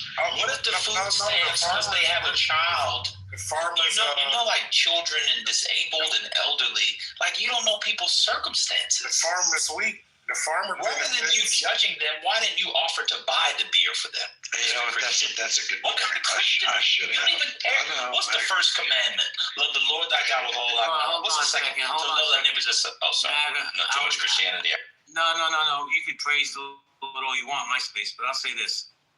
Matt's never showing up because him and I are supposed to meet for lunch when I was down there 2 or 3 times, and he was supposed to pay. Conveniently, he disappeared. Just saying.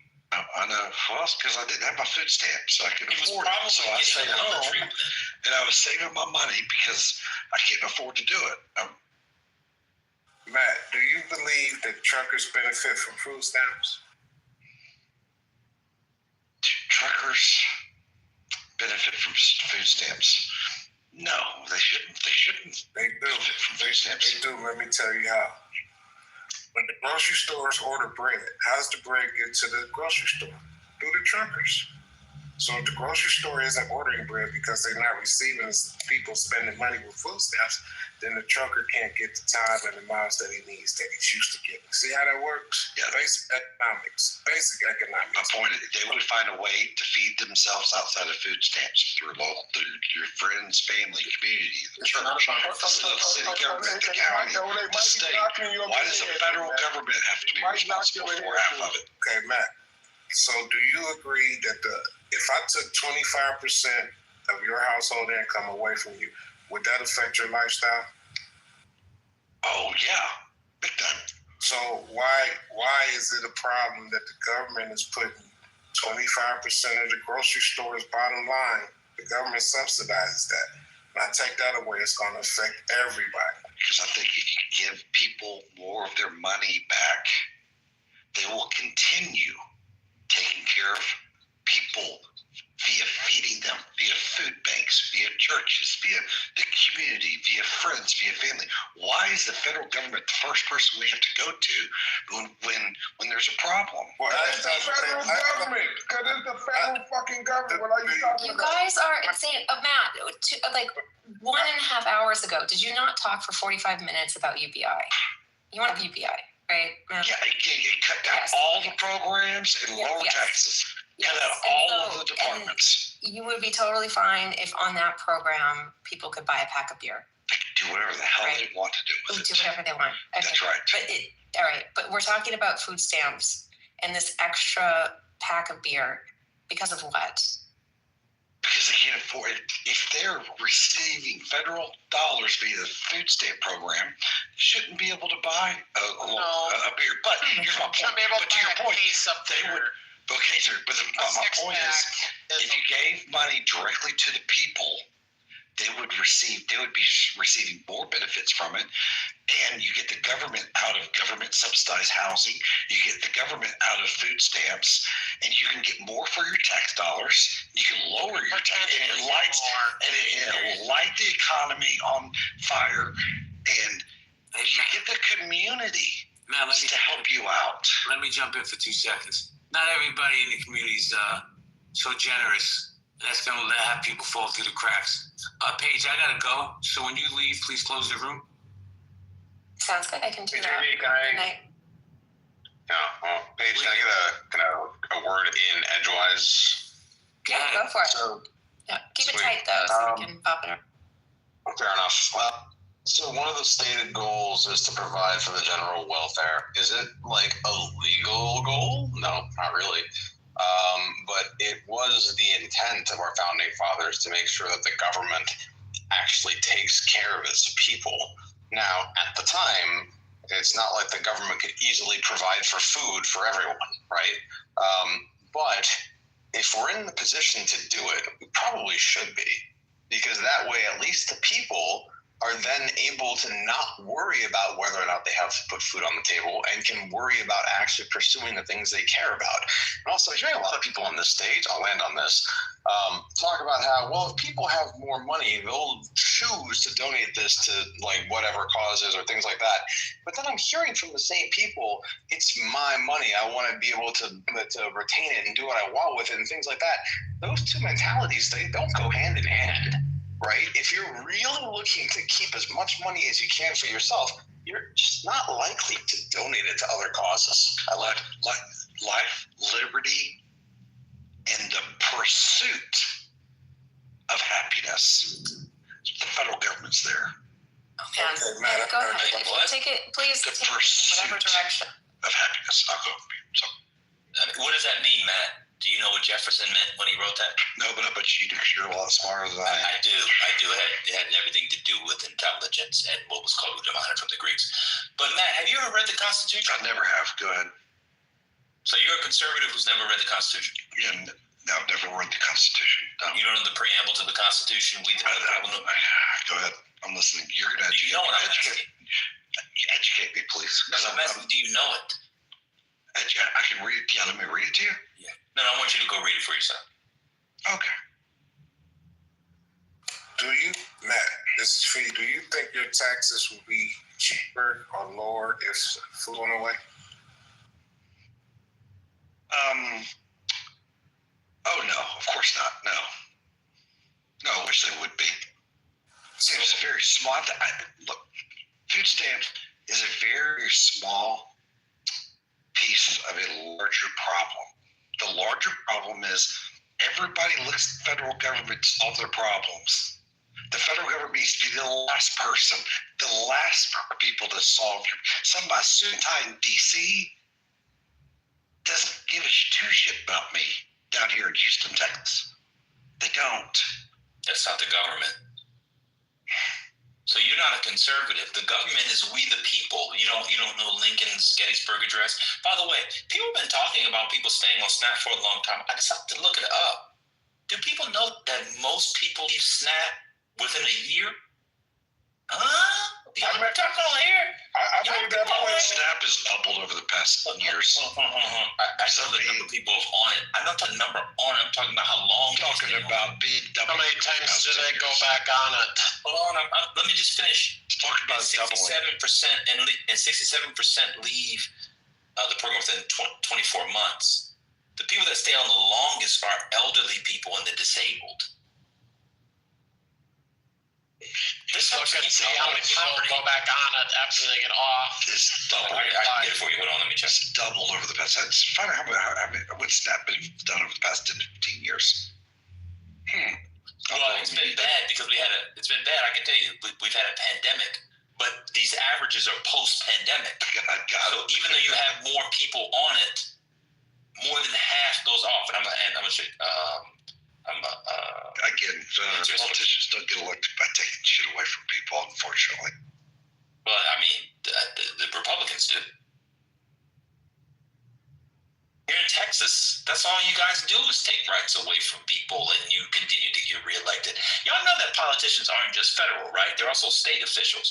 Republican state officials get reelected all the time, taking things away from people, whether it's human rights, whether it's bodily autonomy, whether it's water breaks in Texas. I can't believe that you guys still. Yeah, we don't let our baby be killed here in Texas. Sorry. Well, that's on you. Yeah, it is. If I didn't like to move, they're still killing them.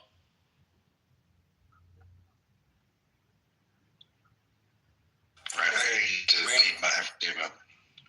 Lincoln, it's about $1 billion a month that goes to the U.S. economy via SNAP benefits. Yep. Now take that away. Somebody's going to hurt. Yeah, so you posted kind of a similar angle to what I posted too, which like for every $1 in the SNAP, you're getting anywhere from $1.54 to $1.79 in economic benefit and value. Like even when people start arguing things like, "Oh, I want my money to go to SNAP," it's like, but prudent fucking business decision for the government. Because it helps people get back on their feet, back to the economy. Then why don't we give trillions of dollars away? Why don't we give trillions of dollars away? Matt, you gotta talk less. Did we say $8 billion? Yeah, I'll put the link in the chat. Do people think that is a big number or a small number? I think that's important. I actually don't think it's that big of a number. What percentage? The question is what percentage? The question will be then what percentage is $8 million to the U.S. economy? $8 million. Well, so the GDP is like $75 trillion per year. Spending or GDP? 30 trillion. 30 trillion. In the mid to low 20s. and the spending is about 4 to 5 trillion. So the $8 billion it seems like a lot, but it's not a lot, but it is a lot. Because it affects everybody, whether you receive it directly or if you're in the industry that provides to it. Just like I gave the trucking example. Right. So you would say that it's impactful, it's meaningful, it's a good spend, right? It helps people, but in terms it helps of everybody. It's a small number. But it helps everybody. I think that's how you would sell it. It helps the big corporations that are selling $10 a pound chips. That's who it helps. It helps them more than it does the farmer. So yeah, you can say if you're concerned about the corporations, if you're concerned about the corporate, extract more taxes from the corporations then, and then cycle that back in program. Oh my goodness! $4 billion would come out of the private sector to help feed people. It wouldn't cost $8 billion a year. It costs $8 billion. Anything the public sector, anything the government does, is a lot more expensive than the private sector. That's not true. No, that's $8 billion a month. $8 billion. That's not true. $8 billion a month, not $8 billion a year. $8 billion a month.